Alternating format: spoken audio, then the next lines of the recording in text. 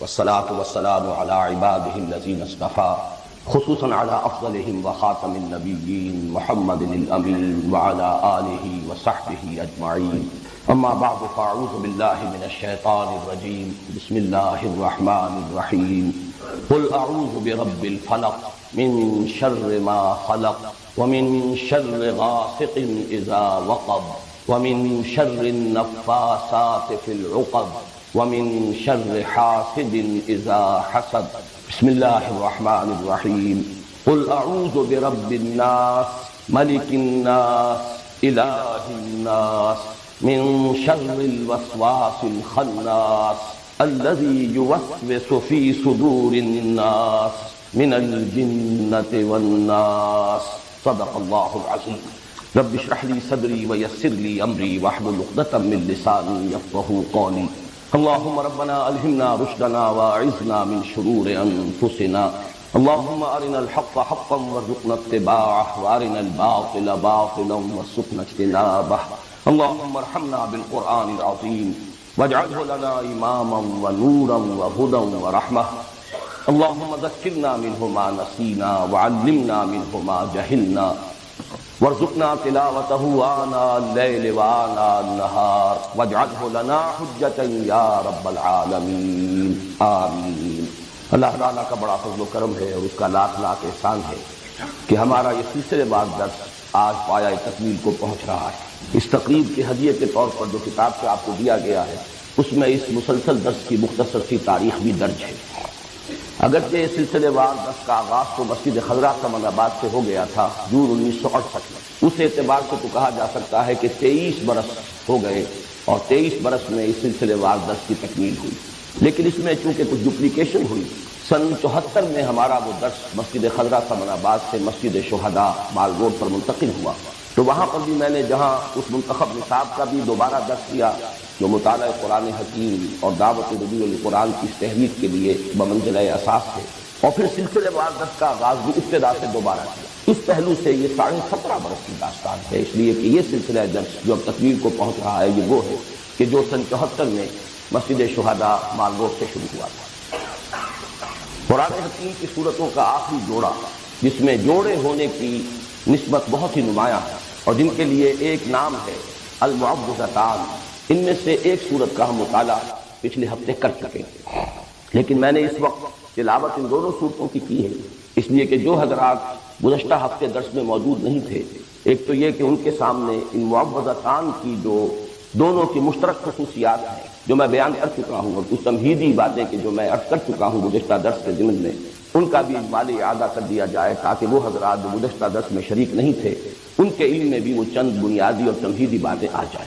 سب سے پہلے لغوی بحث ہے عاذ یعوذ، کسی کی پناہ میں آنا، کسی کی حفاظت میں آنا، کسی سے پناہ طلب کرنا. یہ مادہ جو ہے مختلف ابواب سے قرآن حکیم میں بھی آیا ہے اور ویسے بھی عام استعمال میں بھی اس کے مصدر مختلف ابواب سے آتے ہیں. عاذ یعوذ ثلاثی مجرد سے اس کے معنی ہے خود پناہ طلب کرنا، خود حفاظت چاہنا، خود کسی کی پناہ میں آنا. یہی مفہوم ہوگا باب تفاعل سے، تعوذ یا تعوذ، اسی سے ہمارے ہاں مستعمل ہے لفظ تعوذ کے بعد انہوں نے یہ فرمایا، تعوذ کے بعد تلاوت کی. یہی مفہوم ہے باب استفعال سے، استعاذہ، جیسے کہ قرآن حکیم میں آیا ہے فَإِذَا قَرَأْتَ الْقُرْآنَ فَاسْتَعِذْ بِاللَّهِ، استعاذہ.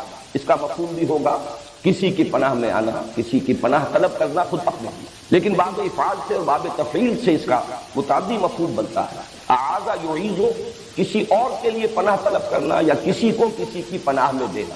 جیسے کہ حضرت مریم کی والدہ سلام علیہما، ان دونوں کا ان کا قول نقل ہوا ہے قرآن حکیم میں سورہ آل عمران میں وَإِنِّي أُعِيذُهَا بِكَ وَذُرِّيَّتَهَا مِنَ الشَّيْطَانِ الرَّجِيمِ، کسی کو پناہ میں دینا.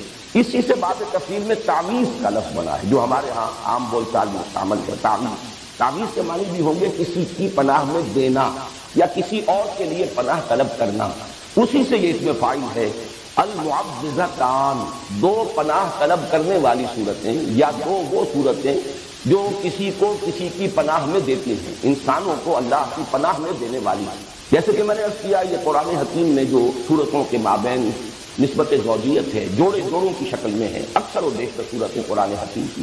اس کی نمایاں ترین مثال نہیں بلکہ یہ کہ سورہ فاتحہ جو پورے قرآن حکیم کے لیے ایک دیباچے کے طور پر ہے، مقدمے کے طور پر ہے، خود اپنی جگہ اتنی عظیم صورت ہے کہ اسے خود کہا گیا ہے والقرآن العظیم وَلَقَدْ آتَيْنَاكَ سَبْعًا مِنَ الْمَثَانِي وَالْقُرْآنَ الْعَظِيمَ، اور حضور نے فرمایا کہ سبع مثانی بھی یہ سورہ فاتحہ کی 7 آیات ہیں، اور قرآن عظیم ہے اپنی جگہ مکمل قرآن۔ اس کے بعد جو 2 صورتیں آتی ہیں سورہ بقرہ، سورہ آل عمران، ان کو بھی حضور نے ایک نام دیا ہے لیکن وہ زیادہ مشہور و معروف نہیں ہے۔ الزہراوان، الزہراوین، 2 نہایت تابناک اور نہایت روشن صورتیں، سورہ بقرہ، سورہ آل عمران، بلکہ ان کے لیے یہ آتا ہے کہ یہ میدان حشر میں غیایتان یا غمامتان کی شکل میں ظاہر ہوں گی، 2 ایسی بدلیوں کی شکل میں، یا 2 جیسے پرندوں کے جھنڈ جیسے ہوتے ہیں جن سے سایہ ہو جاتا ہے، تو حشر میں ان کا ظہور ہوگا اس صورت میں۔ اور جن لوگوں کو ان صورتوں سے محبت تھی اور جو تعلق خاطر رکھتے تھے ان کے ساتھ، ان پر وہ سایہ کریں گی میدان حشر۔ تو ابتدا میں بھی الزہراوین اور اختتام پر المعوذتین۔ باقی یہ کہ جوڑے ہونے کی نسبت قرآن حکیم میں بعض مقامات پر بہت نمایاں ہے، بعض مقامات پر قدر خفی ہے، یہاں پر وہ نسبت بہت نمایاں ہے۔ ایک تو یہ کہ ایک ہی مضمون ہے، صاف نظر آ رہا ہے، تعویذ، پھر یہ کہ اس کو جو تقسیم کیا گیا ہے اس کے اعتبار سے ہمیں یہ نظر آتا ہے کہ یہ کوئی الٹ ٹپ تقسیم نہیں ہے بلکہ بڑی حکیمانہ تقسیم۔ یہ ایک مضمون کو مکمل کرنا ہے 2 حصوں میں، اور صحیح تر تمثیل ہوگی کہ یہ ایک تصویر کے 2 رخ ہیں۔ انسان پر کچھ آفات وہ ہیں جو خارج سے اس پر وارد ہوتی ہیں، اثر انداز ہوتی ہیں، ان سے پناہ طلب کرنے کی تلقین ہے سورۃ الفلق۔ قل اعوذ برب الفلق من شر ما خلق ومن شر غاسق اذا وقب ومن شر النفاثات في العقد ومن شر حاسد اذا حسد۔ اور ایک مصیبت وہ ہے جو خود انسان کے اپنے اندر سے ہو کر اس پر اثر انداز ہوتی ہے، وہ وسوسہ۔ ظاہر بات ہے کہ وسوسہ جو ہے وہ چاہے شیاطین انس کی طرف سے ہو یا شیاطین جن کی طرف سے ہو، وہ خود انسان کے باطن پر اثر انداز ہوتا ہے۔ نفس کے اندر جو داعیات موجود ہیں، اس کا اپنے نفس امارہ، اس کی اپنی حیوانی جبلت ہے، اس کے اپنے اینیمل انسٹنکٹ، وہ ہیں کہ جو بھڑکتے ہیں، مشتعل ہوتے ہیں، اور اس سے پھر انسان کے دین اور ایمان کو، اس کی سلامتی کو خطرہ لاحق ہوتا ہے۔ تو بہترین حکیمانہ تقسیم کر دی گئی۔ خارج سے اثر انداز ہونے والے خطرات اور مضرات وہ سورۃ الفلق میں، اور انسان کے اپنے باطن میں سے ہو کر اس کے دین و ایمان پر ڈاکہ ڈالنے والی مصیبت، اس سے تعوذ سورۃ الناس۔ پھر ایک اس میں اچھی ترتیب دی گئی۔ سورۃ الفلق میں آپ دیکھیں گے کہ مستعاذ بہ، جس کی پناہ طلب کی جا رہی ہے، وہ صرف ایک آیت میں آیا، قل اعوذ برب الفلق، جبکہ مستعاذ من ہو اس کے لیے 4 آیتیں ہیں، اور شر کے لفظ کی گردان اب شروع ہوئی ہے، من شر ما خلق ومن شر غاسق اذا وقب ومن شر النفاثات في العقد ومن شر حاسد اذا حسد۔ اس کے برعکس ریسیپروکل نسبت ہے، یہ عکسی ترتیب۔ سورۃ الناس میں 3 آیتیں ہیں کہ جن میں مستعاذ بہ، قل اعوذ برب الناس ملک الناس الہ الناس، اور مستعاذ منہ صرف ایک ہے، اگرچہ آیات 3 ہیں لیکن شر کا لفظ ایک ہی مرتبہ آیا ہے، من شر الوسواس الخناس الذي يوسوس في صدور الناس من الجنة والناس۔ آخری 2 آیتیں اسی کی تشریح پر مشتمل ہیں، ورنہ مستعاذ منہ صرف ایک ہے، مستعاذ بہ اگرچہ ذات باری تعالیٰ اپنی جگہ پر تو اکیلی ہے، تنہا ہے، قل هو اللہ احد، لیکن اس کے ساتھ انسانوں کی 3 نسبتیں نمایاں کی گئی، قل اعوذ برب الناس ملک الناس الہ الناس۔ اس کے بعد مستعاذ من صرف ایک آیت پر مشتمل یا ایک شرط۔ یہ ہے وہ ریسیپروکل نسبت جو عام طور پر قرآن حکیم کی جو صورتیں جوڑوں کی شکل میں ہوتی ہیں ان کے مضامین میں بالعموم پائی جاتی ہیں۔ اس کے ضمن میں ایک بہت ہی حسین نکتہ ہے جو امام راضی نے بیان کیا ہے کہ واقعہ یہ ہے کہ انسان پر جو مصائب یا جو شرور اثر انداز ہوتے ہیں خارج سے، اس کا سارا اثر انسان کے جسم اور جان پر ظاہر ہوتا ہے، جبکہ انسان پر جو شیطان کی وسوسہ اندازی کا اثر ہے وہ در حقیقت اس کے دین و ایمان پر ڈاکہ ڈالتا ہے۔ لہذا مستعاذ بہ جو ہے اس کے ساتھ بہت زیادہ تعلق کی ضرورت ہے، بہت مضبوط ربط کی تعلق ہے، اس لیے ضرورت ہے، اس لیے کہ شیطان کا یہ وسوسہ جو انسان کے دین و ایمان کے لیے خطرہ ہے، اس کے لیے جب پناہ طلب کرنے کی تلقین کی گئی تو قل اعوذ برب الناس ملک الناس الہ الناس، اس میں یہ تکرار میں جو زور ہے وہ واقعتاً ادھر اشارہ کر رہا ہے کہ یہ ہے اصل جو مصیبت ہے، اور یہی وجہ ہے، اور یہ توازن ہے بڑا حسین کہ وہاں 4 شرور اور یہاں ایک شر، لیکن اس اعتبار سے یہ برابر ہے کہ وہ جتنے مضرتیں ہیں وہ انسان کے جسم و جان پر کسی مصیبت یا تکلیف کی شکل میں اثر انداز ہوتی ہیں، جبکہ یہ مصیبت جو ہے اس کے دین و ایمان پر ڈاکہ ڈالنے والی ہے، جس سے کہ اس کی ابدی زندگی جو ہے حیات اخروی اسے خطرہ لاحق ہے۔ تیسری تمہیدی بات ان صورتوں کے بارے میں زمانہ نزول سے متعلق ہے، اگرچہ سلف میں بھی رائے موجود ہے کہ یہ دونوں صورتیں مکی ہیں، اور ہمارے اس دور کے مفسرین میں سے مولانا مودودی صاحب نے بھی اس رائے کو قبول کیا ہے، لیکن اکثر مفسرین کا اس پر اجماع ہے کہ یہ صورتیں مدنی ہیں، اور اس کے ضمن میں خاص طور پر ایک صحیح حدیث صحیح مسلم میں جو موجود ہے حضرت عقبہ بن عامر رضی اللہ تعالیٰ عنہ سے، میرے نزدیک وہ فیصلہ کن ہے، اس لیے کہ ان کا قول یہ موجود ہے کہ جس رات یہ صورتیں نازل ہوئیں، اور حضرت عقبہ بن عامر انصاری یہ ہجرت کے بعد ایمان لائے ہیں، بلکہ غالباً سن 7 میں یہ ایمان لائے ہیں، وہی سن جو حضرت ابو ہریرہ کے ایمان لانے کا سن۔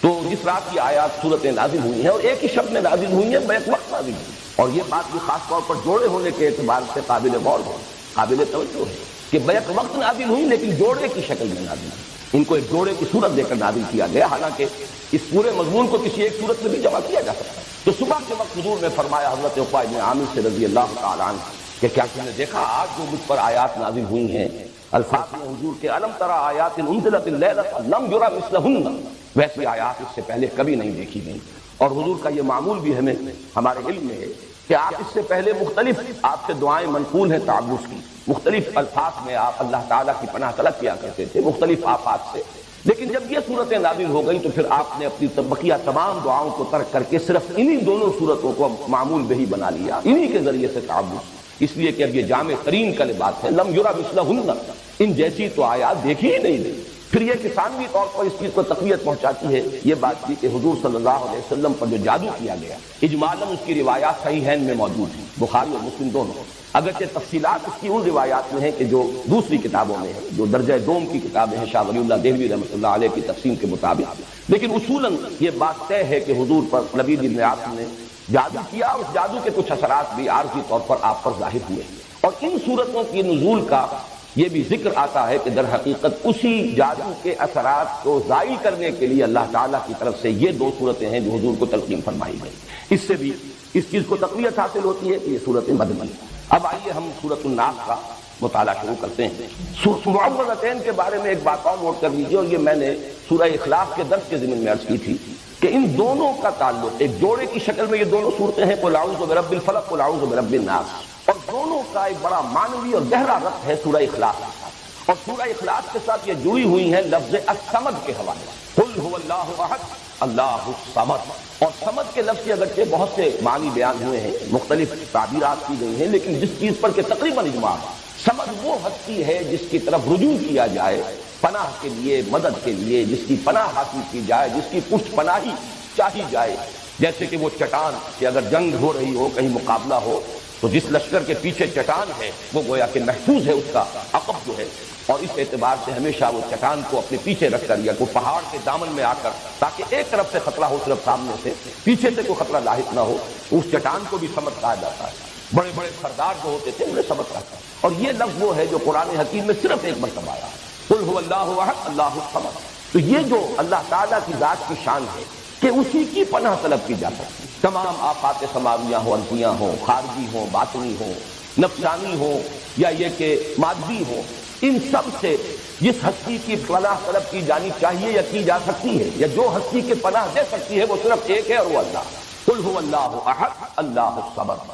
اس حوالے سے یہ پناہ طلب کرنے کی تلقین اس ذات سے جو صمد ہے اپنی شان میں، اس سے پناہ طلب کرو کن کلمات سے؟ قل اعوذ برب الفلق الى آخر السورہ، قل اعوذ برب الناس الى آخر السورہ۔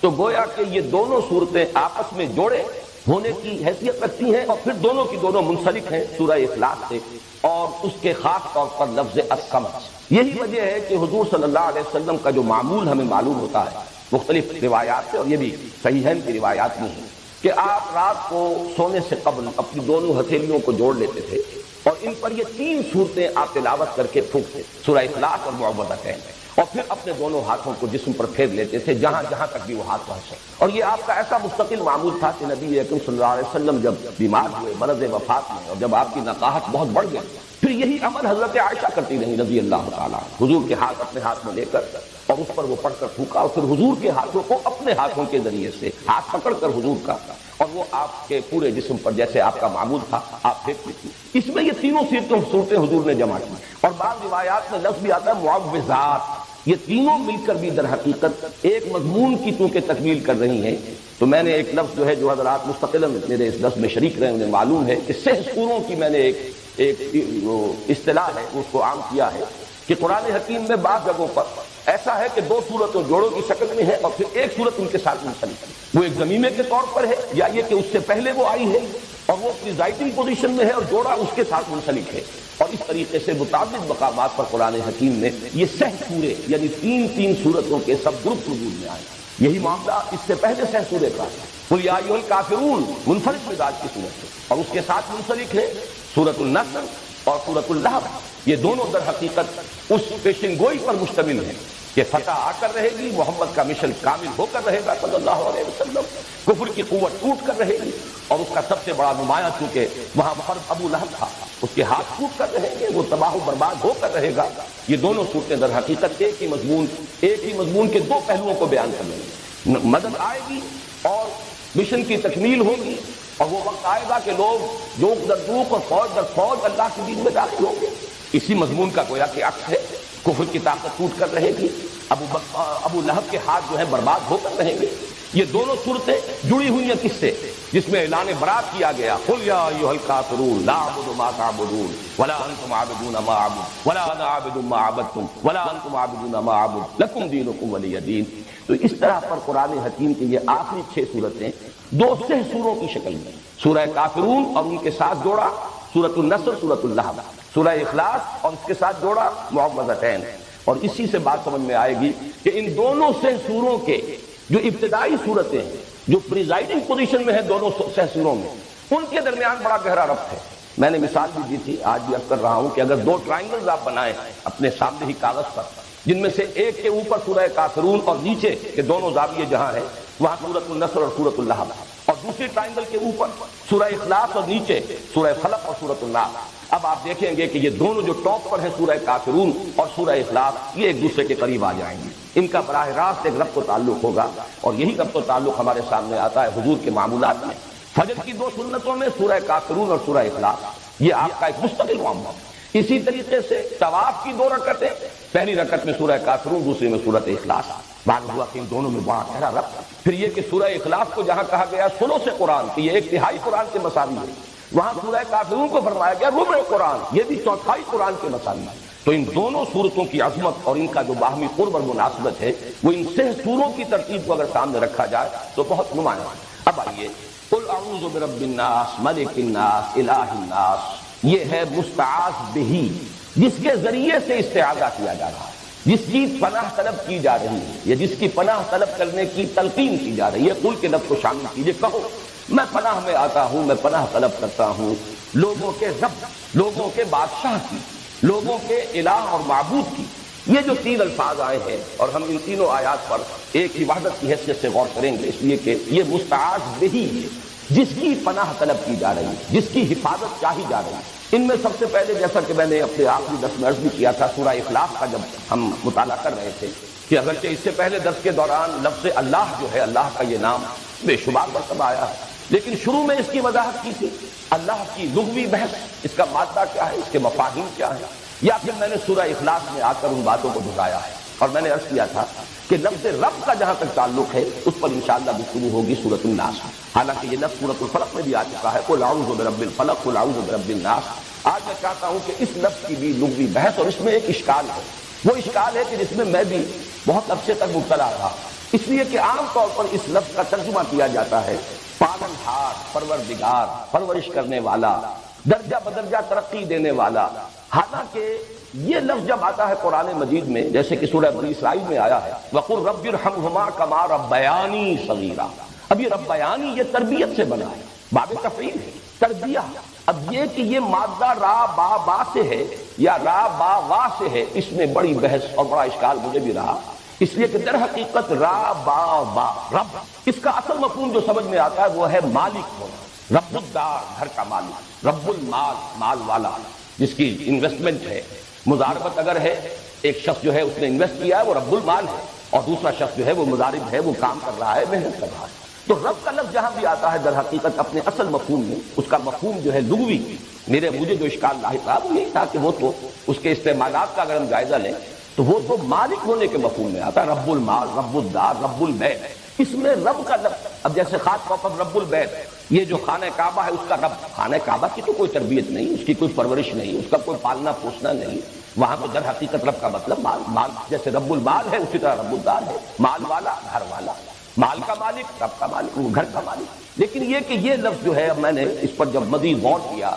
تو متعدد الفاظ ایسے ہیں کہ جس میں یہ را با با جس طریقے سے ہے، اسی طرح شین قاف قاف شق، دال سین سین دس، اس سے جب باب تفعیل میں مصدر بنتے ہیں، جیسے کہ وہاں پر شق سے جو شین قاف یا، یہ بھی مادہ ہے، شین قاف یا کا مادہ ہے جس کا مفہوم آتا ہے نامراد ہونا، شقاوت، شقی جو نامراد ہے، ناکام ہے۔ اب جب سورہ طٰہٰ میں لفظ آیا طٰہٰ ما انزلنا علیک القرآن لتشقیٰ، ہاں ہم نے یہ قرآن آپ پر اس لیے تو نازل نہیں کیا، وہاں ترجمہ میں دیکھتا ہوں کہ آپ مشقت میں پڑھیں، حالانکہ مشقت کے لفظ کے لیے مادہ آنا چاہیے شین قاف قاف، وہاں شین قاف یا ہے تشقیٰ، یہ ایک اشکال رہا میرے ذہن میں۔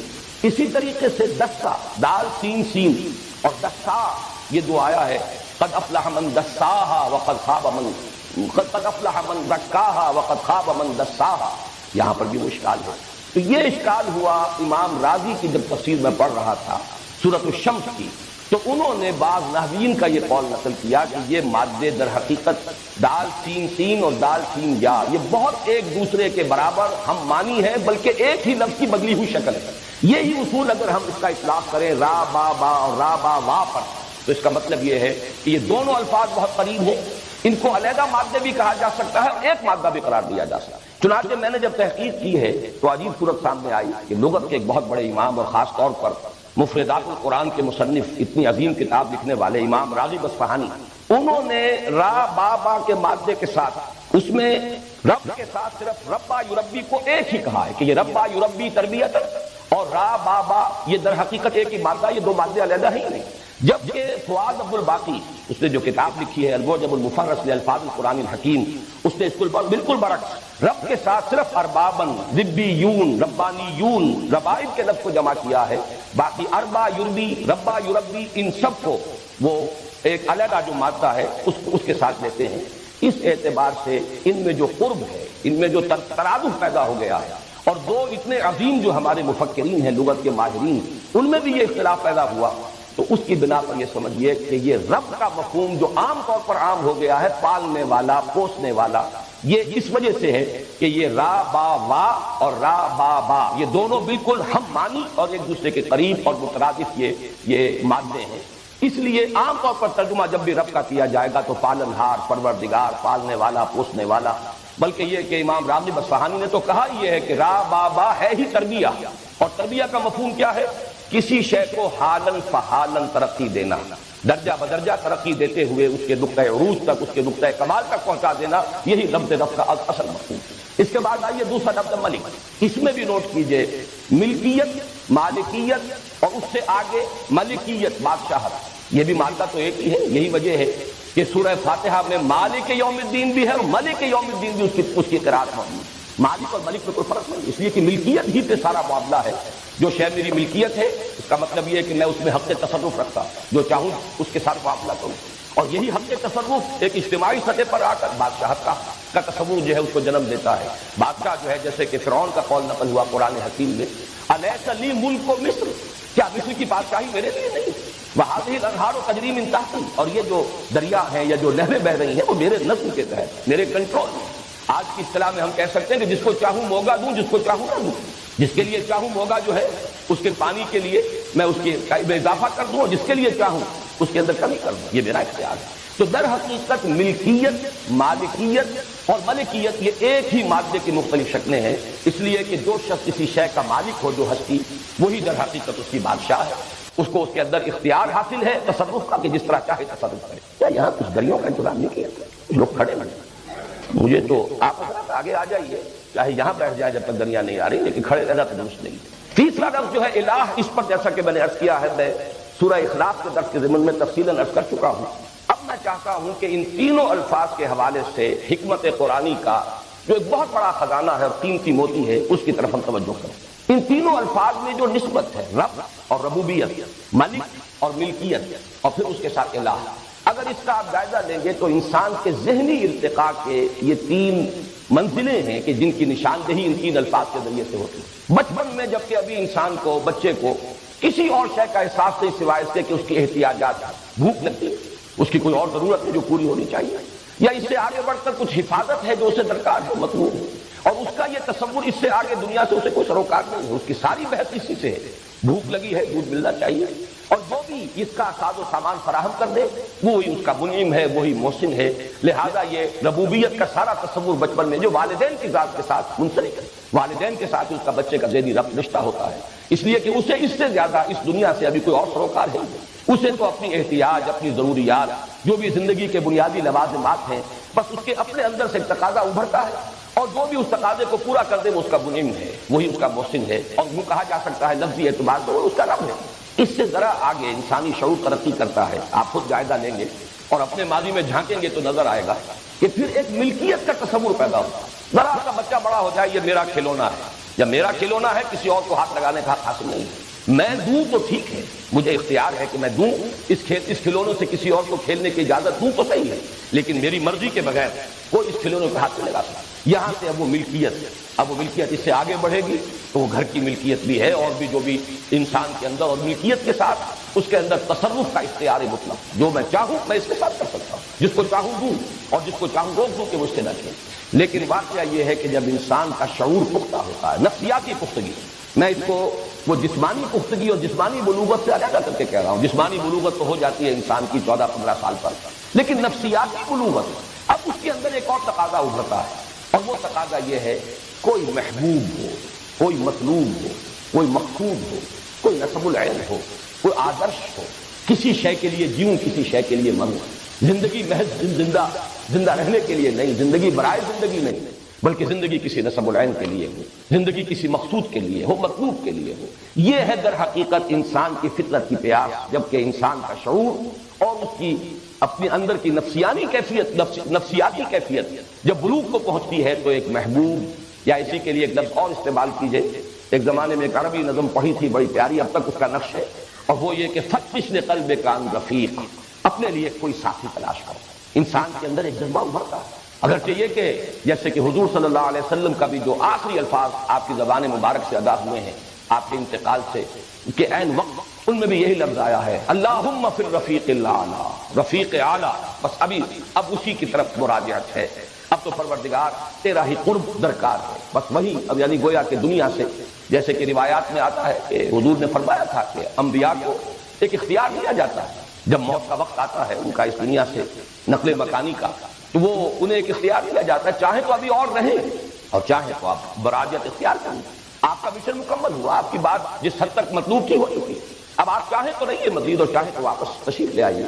اس وقت کی در حقیقت اسی کا جواب ہے اللہم فی الرفیق الاعلی۔ تو یہ رفیق جو ہے فتش لقلبک عن رفیق وتجول وحدک فی القفار کمسافر یبغی الدیار لکنہ فقد السبیل افما لقلبک من مسیرک من دلیل۔ کوئی محبوب، کوئی جسے وہ چاہے، جس سے محبت کرے، جس کے لیے ایثار کرے، جس کے لیے قربانی کرے، جس کے لیے جیے، جس کے لیے مرے، یہ کوئی ہستی، یہ در حقیقت فطرت انسانی کی پکار ہے۔ اسی کے لیے الفاظ استعمال ہوں گے، آدرش، نسب العین۔ جو انسان اللہ تک نہیں پہنچ پاتے وہ کوئی وطن کو اپنا آدرش بناتا ہے، نسب العین بناتا ہے، وطن کے لیے جیتا ہے، وطن کے لیے بڑھتا ہے۔ کوئی کسی نظریے کو، کسی تصور کو، ایک تصور کے حسن مبہم پر ساری ہستی لٹائی جاتی ہے۔ کوئی تصور ہے، کوئی عزم ہے، لوگوں نے اشتراکیت کے لیے جانیں دی ہیں، لوگوں نے اپنے وطن پر جانوں کو قربان کیا ہے، لوگوں نے کسی اور شے کی عظمت کے لیے سب کچھ کر دیا۔ یہ در حقیقت انسان کی فطرت کی وہ پکار ہے کہ کوئی محبوب، کوئی مطلوب، کوئی مقصود، کوئی نسب العین، کوئی آدرش۔ یہ تین اگر سٹیجز آپ کے ذہن میں رہیں انسان کی نفسیاتی، ذہنی، فکری ارتقاء کی، کہ سب سے پہلی منزل ہے میری ضروریات، مجھے کھانے کو چاہیے، مجھے پینے کو چاہیے، مجھے رہنے کو چاہیے، مجھے کسی کی حفاظت چاہیے، مجھے کسی کی مدد اور نصرت کی ضرورت ہے، کوئی روزی رساں، کوئی مشکل کشا، کوئی پشت پناہ، کوئی حمایتی، یہ ہے سب سے پہلا۔ اس کے بعد دوسری سٹیج ہے ملکیت، جسے قرآن مجید میں دوسرے مقام پر یوں تعبیر کیا گیا ہے، اعلموا انما الحیات الدنیا لعب و لہو و زینۃ و تفاخر بینکم۔ اب یہ جو فخر کا مرحلہ آتا ہے، میں، میری جائیداد، میرے اموال، میری اولاد، تکاثر فی الاموال والاولاد، یہ سارا معاملہ وہ ہے جس میں میری ملکیت، میرا ساز و سامان، میرا اختیار، یہ ملکیت، ملکیت، یہ دوسرا تصور ہے۔ ملکیت، اور تیسرا جو ہے کوئی آدرش، کوئی نسب العین، کوئی محبوب، کوئی مطلوب. بالکل اسی ترتیب سے یہ تین الفاظ آئے ہیں. اصل میں انسان کی عقل کی پختگی، یہ تو میں نے انسان کی نفسیاتی ارتقاء کے مراحل بیان کیے. عقل کی پختگی کیا ہے؟ انسان پہچان لے کہ اگرچہ میری ضروریات زندگی بے شمار سلسلوں سے ہو کر آ رہی ہے، سورج کی تمادت بھی ہے جس سے فصلیں پکتی ہیں، یہ ہوائیں چلتی ہیں، بارشیں برستی ہیں، پانی ہے اس کے بغیر کوئی سوال ہی نہیں، بارش نہ برسے تو فصل نہیں ہوگی، فصل نہیں ہوگی تو کھانے کو کچھ نہیں ملے گا. یہ سارا سلسلہ اسباب اپنی جگہ پر ہے، لیکن عقل ایک ہی چھلانگ میں پھر پہنچتی ہے مسبب الاسباب پر کہ یہ سارا سلسلہ اسباب کسی ایک ہستی کی گرفت میں ہے. رب وہی ہے. والدین کی ربوبیت کا تصور جو بالکل بچپن میں ہوتا ہے آغاز میں، اس سے ابھر کر پھر یہ تصور جب آتا ہے رب الناس، کل کائنات کا. بلکہ یہ کہ اب سورہ فاتحہ کی پہلی آیت سامنے لائیے، الحمدللہ رب العالمین. اور ہر جگہ آپ نوٹ کریں گے قرآن حکیم میں کہ ہر جگہ پر یہ رب کا لفظ جو ہے یہ سب سے پہلے لایا گیا. سورہ بقرہ کی جو تیسرے رکوع کی پہلی آیت ہے، یا ایھا الناس اعبدوا ربکم الذی خلقکم، اے لوگو بندگی کرو اپنے اس رب کی جس نے تمہیں پیدا کیا. بلکہ پہلی آیات جو نازل ہوئی، اقرأ باسم ربک الذی خلق، پڑھو اپنے اس رب کے نام سے جس نے پیدا کیا. اس لیے کہ در حقیقت ربوبیت ہی کا تصور ذہن انسانی کے اندر سب سے پہلے آنے والا تصور ہے، بالکل عہد طفولیت میں اپنی احتیاج کا تصور، اپنی ضرورتوں کا تصور. لیکن یہ کہ عقل جو ہے اس تمام سلسلہ اسباب کو تو سائنس نے کھنگالا. ہمیں معلوم ہے کہ کس طریقے سے سورج کی تبادت سے بخارات جاتے ہیں اور وہ بارش بنتے ہیں، پھر وہ زمین پر آتے ہیں، ہوائیں چلتی ہیں، کہاں سے کہاں بادلوں کو لے جاتی ہیں. پھر یہ کہ فصلیں جب ابھرتی ہیں تو پکتی ہیں سورج کی تبادت سے، یہ سب کچھ معلوم ہے. لیکن جسے اس سے اگلی بات بھی معلوم ہو گئی کہ یہ پورا سلسلہ اسباب اللہ تعالیٰ کے قبضہ قدرت میں ہے، وہ گویا کہ اس نتیجے پر پہنچا کہ رب الناس اور رب العالمین وہی ہے اللہ. الحمدللہ رب العالمین. اسی طرح یہ میری میز اور یہ میری کرسی اور یہ میرا کھلونا اور یہ میرا مکان اور میرا سامان اور میرا ملک، میرا قبیلہ، میری قوم، میرا اختیار، میری حکومت، الیس لی ملک مصر، یہ سب کچھ ہے. لیکن یہ کہ انسان کی عقل کی رسائی جو ہے اگر ہو جائے حقیقت تک تو ملک الناس، بادشاہ حقیقی اللہ. یہ جس کے پاس بھی کوئی اختیار ہے وہ صرف ظاہری ہے، یا تو ہم کہیں گے ظاہری ہے. جب ہم کہتے ہیں لا حول ولا قوت الا باللہ، بظاہر مجھے محسوس ہو رہا ہے کہ یہ مجھے نقصان پہنچا سکتا ہے، یہ اس وقت گن لے کر میرے سامنے کھڑا ہے، نشانہ بھی لے لیا، میری جان گویا کہ اس کے قبضہ قدرت میں آ گئی، ذرا سی انگلی کی حرکت جو ہے اس سے میری جان یہ لے لے. یہ سب کچھ دیکھ کر بھی انسان جب کہتا ہے لا حول ولا قوت الا باللہ، لا مؤخر فی الحقیقت الا اللہ، لا فاعل فی الحقیقت الا اللہ، تو معلوم ہوا کہ اختیار مطلق اللہ کا ہے. تمام اسباب مادی جمع ہو جائیں تب بھی اختیار ان اسباب میں اس کا نہیں ہے کہ نتیجہ ضرور نکال دیں، الا باذن اللہ، مگر اللہ کا اگر اذن ہو تو نتیجہ نکلے گا، اللہ کا اذن نہیں ہے تو نتیجہ نہیں نکلے گا. اس لیے کہ بادشاہ حقیقی صرف اللہ ہے، مختار حقیقی صرف اللہ ہے، مختار مطلق صرف اللہ ہے. اسی تصور سے در حقیقت وہ جو ہمارے ہاں الحمدللہ کے آج کل تو بہت سے لوگ یہاں سے پیدا ہو گئے ہیں جو قرارداد مقاصد کو ہوپ قرار دے رہے ہیں. الطاف گوہر صاحب کا جو مضمون شائع ہو رہا ہے مسلم میں سلسلے وار، اس کی پہلی قسم میں انہوں نے قرارداد مقاصد کو ایک ہوپ قرار دیا، ایک فراڈ قرار دیا. لیکن واقعہ یہ ہے کہ وہ تو میں سمجھتا ہوں کہ اس صدی کے بڑے عظیم واقعات میں سے ایک واقعہ ہے کہ اس 20ویں صدی کے نصف کے قریب ایک پوری قوم 10 کروڑ کے اس وقت بھی ہم تھے. پاکستان 2 حصوں پر مشتمل تھا، اس وقت بھی ہماری آبادی 10 کروڑ سے متجاوز تھی. اگرچہ آج اتنے عرصے کے بعد صرف یہ نصف حصہ جو ہے بلکہ نصف سے کم تر حصہ بھی 10 کروڑ سے آگے بڑھ گیا، لیکن اس وقت بھی پورا پاکستان 10 کروڑ سے زائد آبادی پر مشتمل تھا. اتنی بڑی ایک قوم نے اس بات کا اقرار کیا کہ بادشاہ حقیقی اللہ، حاکمیت صرف اس کی، ملک شہنشاہ الملک القدوس صرف اللہ، اور جو بھی اختیار ہمارے پاس ہے وہ ڈیلیگیٹڈ ہے، وہ اس کا عطا کردہ ہے، ہمارا ذاتی نہیں ہے. اور ہم اس اختیار کو استعمال کرنے کے مجاز ہیں صرف اسی کی طے کردہ حدود کے اندر. کسی قوم کی کانسٹیٹیوشنل اسمبلی جو اس کی گویا کہ یوں سمجھیے کہ اجتماعی زبان ہے، اس زبان سے الفاظ کا نکلنا یہ وہی ہے کلمہ لا الہ الا اللہ.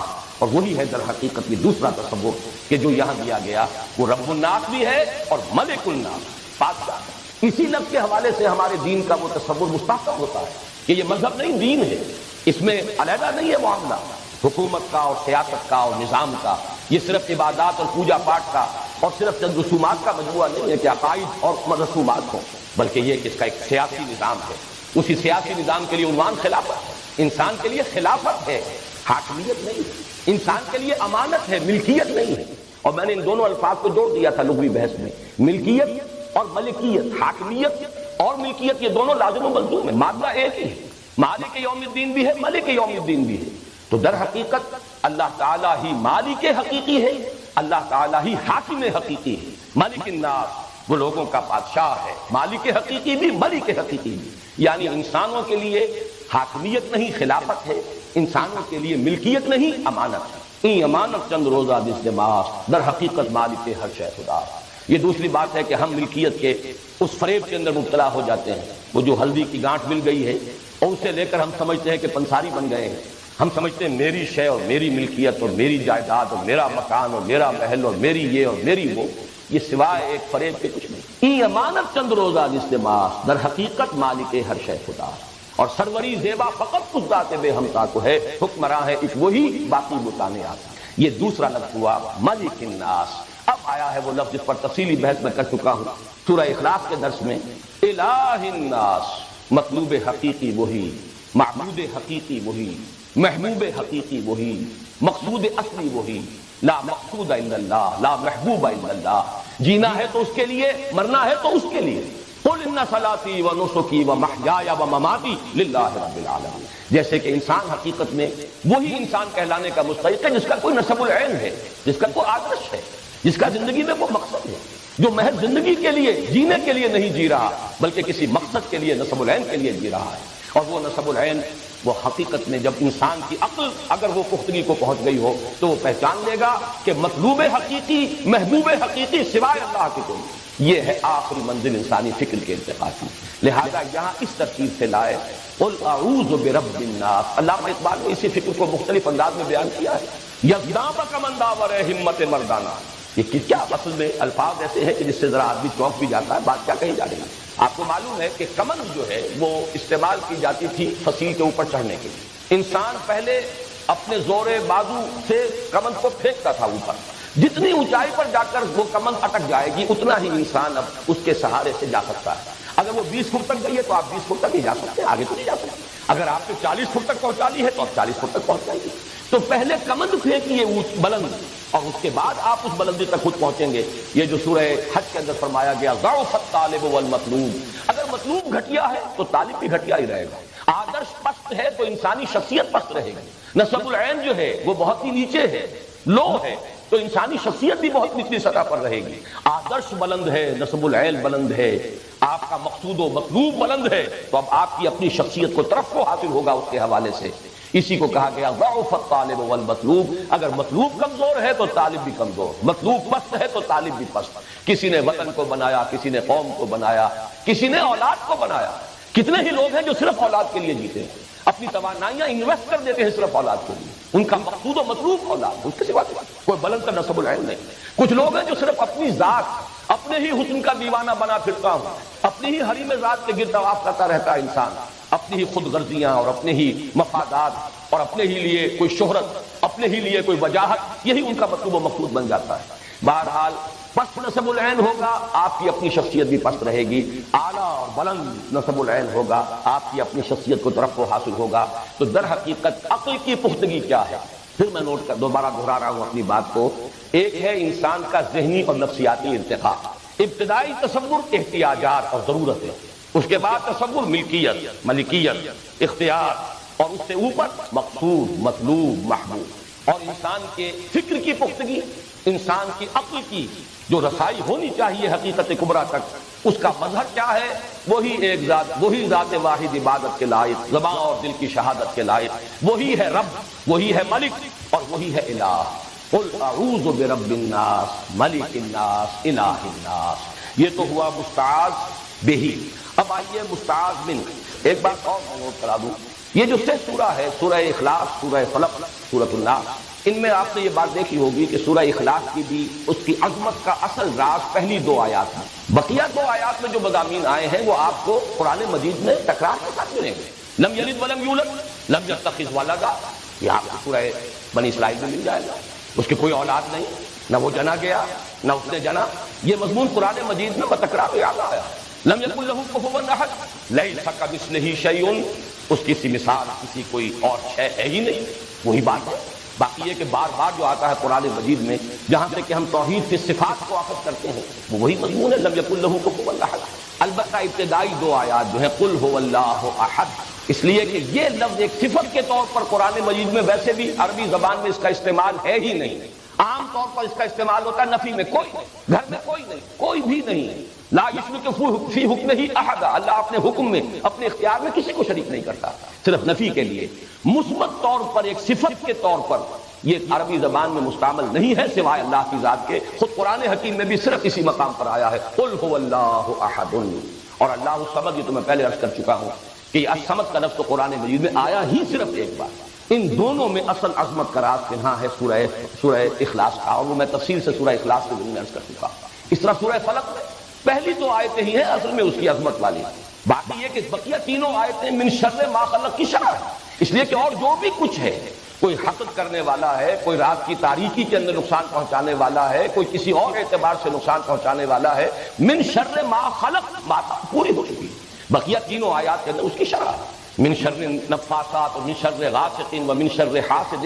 اصل میں تو قل اعوذ برب الفلق، اور اس لفظ فلق کے حوالے سے پچھلی مرتبہ میں عرض کر چکا ہوں کہ آج تک سائنس جہاں پہنچی ہے، دی بگ بینگ، یہ فلق کے لفظ کے اندر وہ پورا تصور موجود ہے. ایک دھماکہ ہوا. اب تک تو یہ تصور رہا ہے، نیوٹونین جو فزکس تھی اس کا تو تصور یہ تھا کہ یہ کائنات شاید ہمیشہ سے چلی آ رہی ہے اور ہمیشہ چلتی جائے گی. لیکن یہ کہ آج تقریباً اجماع ہے، موسٹ ریسنٹ جو اس وقت موقف ہے وہ تو یہ ہے کہ نہیں، ایک وقت میں شروع ہوئی ہے، ایک دھماکے کی صورت میں شروع ہوئی. وہ دھماکہ کا جو لفظ ہے بگ بینگ، واقعہ یہ ہے کہ فلق کا مطلب یہ پھٹنا، کسی شے کا پھٹنا، ایکسپلوژن. اس ایکسپلوژن کے نتیجے میں وہ شے وجود میں آئی جس کا ماس 0 تھا، لیکن جس میں انرجی انفائنائٹ تھی، بے پناہ انرجی کا پیک کہ یہ انرجی پیک، لیکن ماس 0. پھر اسی کی ایکسپینشن شروع ہوئی ہے، کول ڈاؤن کرنا شروع کیا ہے. اور وہ سارے نظریات ہیں آج کے جو اگرچہ کہا تو جائے گا کہ ابھی یہ نظریہ ہے، بگ بینگ تھیوری، لیکن اس وقت تک دنیا طبیعیات کے اندر اسے تقریباً ایک ایکسیپٹڈ فیکٹ کی حیثیت حاصل ہو چکی، اس لیے کہ اس کے جو تقاضے تھے ان کو مختلف طریقوں سے ویریفائی کیا جا چکا. اس حوالے سے قل اعوذ برب الفلق من شر ما خلق، ان میں جو قرب ہے فلق و بگ بینگ اور اسی کا ظہور ہے، یہ کل کائنات، کل یونیورس، دی ایکسپینڈنگ یونیورس ابھی یہ پھیل رہی ہے. اور اسی میں اگلا مرحلہ یہ بھی آ گیا ہے کہ جیسے یہ پھیل رہی ہے ایک وقت آئے گا کہ پھر یہ سکڑنی شروع ہو جائے گی. اور بلیک ہولز کا جو کانسیپٹ ہے، نہ معلوم کتنی گلیکسیز اس طریقے سے ختم ہو چکی کہ وہ پہلے پھیلتی رہی، پھر سکڑنا شروع کیا اور پھر ایک زیرو ہو کر بلیک ہول کی شکل اختیار کر دیا. بڑے بڑے سٹار جو ہمارے سورج سے لاکھوں گنا بڑے حجم میں، اور وہ زیرو ہو کر پھر وہ بلیک ہول کی شکل اختیار کر چکے. اسی طریقے سے یہ بات آج سمجھ میں آ رہی ہے کہ جیسے بگ بینگ سے یہ شروع ہوئی تھی، 0 ماس لیکن انرجی بے پناہ، اسی طریقے سے یہ بساط لپیٹی بھی جا سکتی ہے. اور قرآن مجید کے الفاظ اس قدر خوبصورت ہیں، یوم نطوی السماء کطی السجل للکتب، جس دن کہ ہم اس آسمانوں کو اس طریقے سے لپیٹ لیں گے جیسے کہ تم کتابوں کے کچھ سکرولز ہوتے تھے کسی زمانے میں، انہیں لپیٹ لیا جاتا تھا. چنانچہ یہی تصور ہے کہ یہ جو ایکسپینشن ہو رہی ہے ایک اسپائرل کی فارم میں ہے، جیسے کہ بڑھتا جا رہا ہے دائرہ، پھر جب واپسی ہوگی یہی اسپائرل جو ہے موومنٹ ریورس ڈائریکشن میں ہوگی، اور جہاں ایک 0 سے شروع ہوئی تھی بات اسی 0 تک ہی پہنچے. یوم نطوی السماء کطی السجل للکتب. بہرحال سورہ فلق کی بھی ابتدائی 2 آیات اہم ترین ہیں. پھر ما خلق کی شرح ہے، من شر غاسق اذا وقب ومن شر النفاثات فی العقد ومن شر حاسد اذا حسد. اسی طرح نوٹ کر لیجئے سورۃ الناس کے اندر بھی جو اصل حکمت پنہا ہے وہ انہی 3 آیات میں ہے. قل اعوذ برب الناس ملک الناس الہ الناس. خوبصورتی دیکھیے، ان دونوں صورتوں میں لفظ اللہ نہیں آیا. لفظ اللہ سورہ اخلاص میں آ چکا، قل هو اللہ احد، اور سورہ اخلاص کے ساتھ یہ دونوں صورتیں معوذتین جو ہیں یہ جڑی ہوئی. یہاں لفظ اللہ نہیں ہے، یہاں اللہ تعالیٰ کی 3 نسبتیں، اور اس میں انسان کا ذہنی اور فکری ارتقاء، اس کی نفسیاتی پختگی، اور پھر عقل کی ایک ہی چھلانگ، ایک ہی زخم میں یہ مرحلہ طے ہو جائے. سلسلہ اسباب مسبب کے ہاتھ میں ہے تو رب صرف اللہ. یہ ملکیت، یہ مالکیت، یہ بادشاہت سب خراب ہے، دھوکہ ہے. ملک حقیقی صرف اللہ. اور سارے آدرش، سارے نسب العین، سارے مطلوب، سارے مقصود، سارے محبوب فانی ہیں، پست ہیں. ان میں سے کسی میں نگاہ الجھ گئی تو پھر ضعف الطالب والمطلوب کی شکل بن جائے گی. ایک زقن لگاؤ، یکدام کمند آور، اپنی کمند فکر کو پھینکو کہ وہ اللہ تعالیٰ کی ذات کے ساتھ جا کر وہ منسلک ہو جائے. اب وہ اس اپنی کمند کے ذریعے سے پہنچو، ذرا اللہ تعالیٰ کی ذات تک پہنچو. منزل ماں کبریاس، کوئی درمیانی شے نہیں. یہ تمام حقیر مقاصد، دولت، شہرت، وجاہت، دنیاوی اختیار، بادشاہت، جیسے کہ کوئی ڈرامہ ہو رہا ہو، جیسے کوئی کھیل ہو، چند دن ایک مداری کھیل دکھاتا ہے، اس کے بعد چلتا بنتا ہے، پھر کوئی اور مداری آ جاتا ہے. سراب ہے، دھوکے، یہ سب کے سب یہ ٹرانزٹری چیزیں ہیں، یہ سب فنا کے گھاٹ اتر جانے والی ہیں. ایک ہستی ہے جس کو فرمایا کہ الحی القیوم، وہی ہے معبود برحق، وہی ہے محبوب اصلی، وہی ہے مطلوب حقیقی، وہی ہے مقصود. جیو اس کے لیے، مرو اس کے لیے. قل ان صلاتی ونسکی ومحیای ومماتی للہ رب العالمین. اب آئیے مستعاذ منہ کو، جیسا کہ میں عرض کر چکا ہوں سورۃ الفلق کے مقابلے میں یہاں یہ کنٹراسٹ ہے. وہاں مستعاذ بہ صرف ایک آیت، قل اعوذ برب الفلق. مستعاذ منہ ہو 4 شر لفظ تکرار کے ساتھ آیا. من شر ما خلق ومن شر غاسق اذا وقب ومن شر النفاثات في العقد ومن شر حاسد اذا حسد. یہاں پر اب شر کا لفظ صرف ایک مرتبہ آ رہا ہے. قل اعوذ برب الناس ملک الناس الہ الناس. 3 آیات مستعاذ بہ پر مشتمل ہے. اور شر جس سے کہ پناہ طلب کی جا رہی ہے، من شر الوسواس الخناس. اب اس پر تھوڑا سا غور کر لینا چاہیے. وسواس کسے کہتے ہیں؟ اتنی پس آواز میں کسی سے کچھ کہنا کہ مفہوم تو وہ سمجھ لے، الفاظ نہ سنے، یہ ہے وسوسے کا اصل مفہوم. الفاظ سنائی نہ دے، مفہوم منتقل ہو جائے. یہی جس طرح لفظ وحی ہے، اسی لیے لیوحون، یہ شیاطین جن و انس کے لیے بھی یہ لفظ آیا ہے. یوحی بعضهم الی بعض زخرف القول غرورا. یہ شیاطین جن و انس جو ہے ایک دوسرے کو وحی کرتے رہتے ہیں. تو لفظ وحی اور وسوسے میں بہت قرب. وہی بھی ہے الاعلام بالسر والخفاء، بڑے خفیہ انداز میں خاموشی سے کوئی بات کسی کے دل میں منتقل کر دینا، دل میں اتار دینا، کوئی بات بتا دینا، سمجھا دینا. یہ وحی اسی لیے آنکھ سے اشارہ کیا جائے تو اس کے لیے بھی لفظ وحی ہے، عربی ادب کے اندر استعمال ہوا ہے. اسی طریقے سے وسوسہ، کسی کے اندر کوئی خیال، کوئی جذبہ منتقل کر دینا بغیر اس کے کہ کوئی بات سننے میں آئے. کوئی کلام جو ہے وہ سماعت کے مرحلے سے گزرے، اس کے بغیر کوئی چیز، کوئی خیال، کوئی جذبہ کسی کے اندر پیدا ہو جائے، ابھر جائے، مشتعل ہو جائے، یہ وسوسہ. لفظ وسواس کے بارے میں علامہ زمخشری نے جو بحث کی ہے اسی کو تقریباً تمام مفسرین نے قبول کیا ہے کہ وسوسہ اسم ہے اور وسواس بھی اسم ہے. اس سے جو مصدر بنے گا وہ وسواس ہے، واو کے زیر کے ساتھ. جیسے کہ زلزال یہ مصدر ہے، زلزلہ اور زلزال یہ ہم معنی ہیں، زلزال ہے جو مصدر. اسی طریقے سے وسوسہ اور وسواس ہم معنی ہے، اسم ہے، البتہ اس سے مصدر جو ہے وہ وسواس ہے. یہ لفظ کیوں آیا یہاں؟ ایک تو یہ کہ بطور اسم جب اس کو لایا گیا تو اس شخص کی، اس ہستی کی طرف اشارہ کیا جا رہا ہے کہ جو مجسم وسوسہ، جس کا شکل ہی وسوسہ کرنا، گویا کہ اس کا نام ہی رکھ دیا گیا، اسم کے طور پر لے آیا گیا وسواس. اور ایک یہ ہے کہ اس سے قبل ذو مضاف جو ہے اس کو محذوف ماننا پڑے گا، ذو الوسواس. قل اعوذ برب الناس ملک الناس الہ الناس من شر ذی الوسواس الخناس الذی یوسوس فی صدور الناس. تو یہاں پر گویا کہ فرق کرنا پڑے گا کہ ذو کا لفظ محذوف ہے. خناس کیا ہے؟ خنس کہتے ہیں دبے پاؤں پیچھے ہٹ جانا، بلکہ اس کے ساتھ الٹے پاؤں. آپ آگے بڑھے، کہیں جھانکا آپ نے، کہیں خطرہ نظر آیا تو آپ الٹے پاؤں اور دبے پاؤں بغیر آہٹ کے واپس ہٹ گئے، یہ خنس. یہ لفظ قرآن مجید میں سورہ تکویر میں آیا ہے. فلا اقسم بالخنس الجوار الکنس. ستارے ہیں، آگے کرتے ہیں پھر وہ غائب ہو جاتے ہیں، پیچھے کو ہٹ جاتے ہیں، دبک جاتے ہیں، چھپ جاتے ہیں. ان کی قسم کھائی گئی ہے، ان کی شہادت پیش کی گئی ہے. الوسواس الخناس یہاں پر اس شیطان لعین اور شیطان رجیم کے لیے گویا کہ یہ اس میں معرفہ کی شکل میں آیا. وہ ہستی، وہ ذات جس کا کام ہی وسوسہ اندازی، جس کا مشن ہی وسوسہ اندازی، جس کی زندگی کا مقصود ہی یہ ہے. اس لیے کہ وہ شیطان لعین جس کے ساتھ جو معاملہ حضرت آدم کا اس کا ہوا قرآن مجید میں 7 جگہ پر آیا. اس مضمون کی اہمیت کا آپ اندازہ کیجیے. ایک ہی واقعہ آدم و ابلیس کے مابین جو بھی ماجرا ہوا 7 صورتوں میں قرآن مجید کے اندر موجود ہے. سورہ بقرہ میں ہے، سورہ اعراف میں ہے، سورہ ہجر میں ہے، بنی اسرائیل میں ہے، سورہ کہف میں ہے، سورہ طٰہٰ میں ہے، سورہ صاد میں ہے. 7 وہ یہی تھا. وہ تکبر کی وجہ سے اس نے اللہ تعالیٰ کے حکم کو ماننے سے انکار کیا. تکبر، انا خیر منہ خلقنی من نار وخلقتہ من طین. میں اس سے بہتر ہوں آدم سے، میں اس کے سامنے سجدہ نہیں کر سکتا، میں نہیں جھکوں گا، اس لیے کہ تو نے مجھے پیدا کیا ہے آگ سے اور اس کو پیدا کیا ہے گارے سے. انا خیر منہ خلقنی من نار وخلقتہ من طین. انکار. کہیں لفظ ابا آتا، ابا واستکبر وکان من الکافرین. اور اس شد و مد کے ساتھ آیا ہے قرآن مجید میں کہ ملائکہ کے بارے میں کہیں شبہ نہ ہو جائے کہ ان میں سے کسی نے بھی سجدہ کرنے سے انکار کیا. چنانچہ ایک مقام پر تکرار کے ساتھ اور شدت جو ہے اس کے لیے دیکھیے کہ آپ کس قدر زور. فسجد الملائکۃ کلھم اجمعون. سجدے میں گر گئے، سب کے سب فرشتے کل کے کل ان میں کے، اور سب کے سب جمع ہو کر 3 مرتبہ، کوئی اشتباہ نہ رہ جائے۔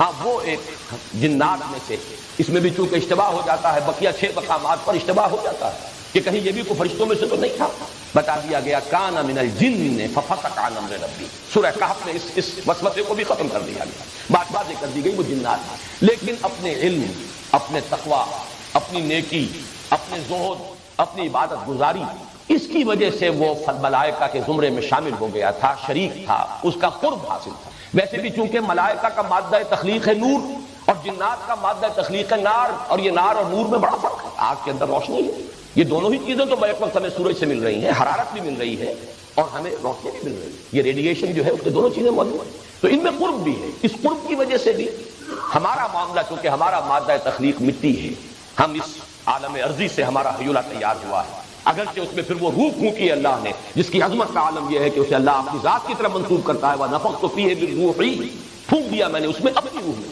لیکن یہ ہے کہ بہرحال ہمارا یہ حیولہ جو ہے یہ تو اس مٹی کا بنا ہوا ہے، اس لیے ہمارا معاملہ ذرا دوری کا ہے، کثافت کا ہے۔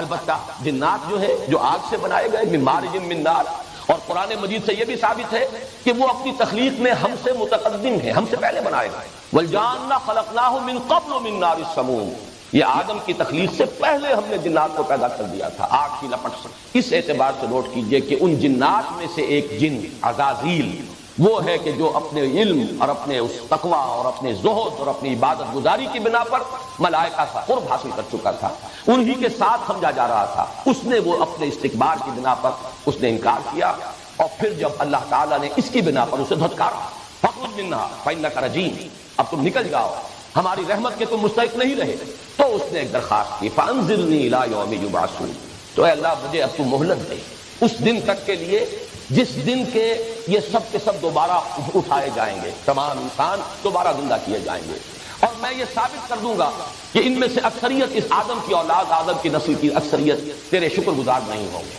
بل ان تجد اکثرهم شاکرین، نہیں پائے گا تو ان میں سے اکثریت کو شکر کرنے والا، تیرے اس احسان کی قدر کرنے والا کہ تو نے آدم کو مسجود ملائک بنایا، تو نے آدم کو خلافت عطا فرمائی، تو نے آدم کو یہ مقام بخشا کہ فرمایا کہ خلقتہ بیدی، میں نے اسے اپنے دونوں ہاتھوں سے بنایا ہے۔ وہ مخلوق کے جس میں دونوں عالم جمع ہو گئے، عالم امر اور عالم خلق، وہ صرف ایک ہے اور وہ انسان ہے، اس لیے کہ فرشتے صرف عالم امر کی شے ہیں، جنات صرف عالم خلق کی شے ہیں، بقیہ یہ کل کائنات جو ہے صرف عالم خلق سے تعلق رکھتی ہے۔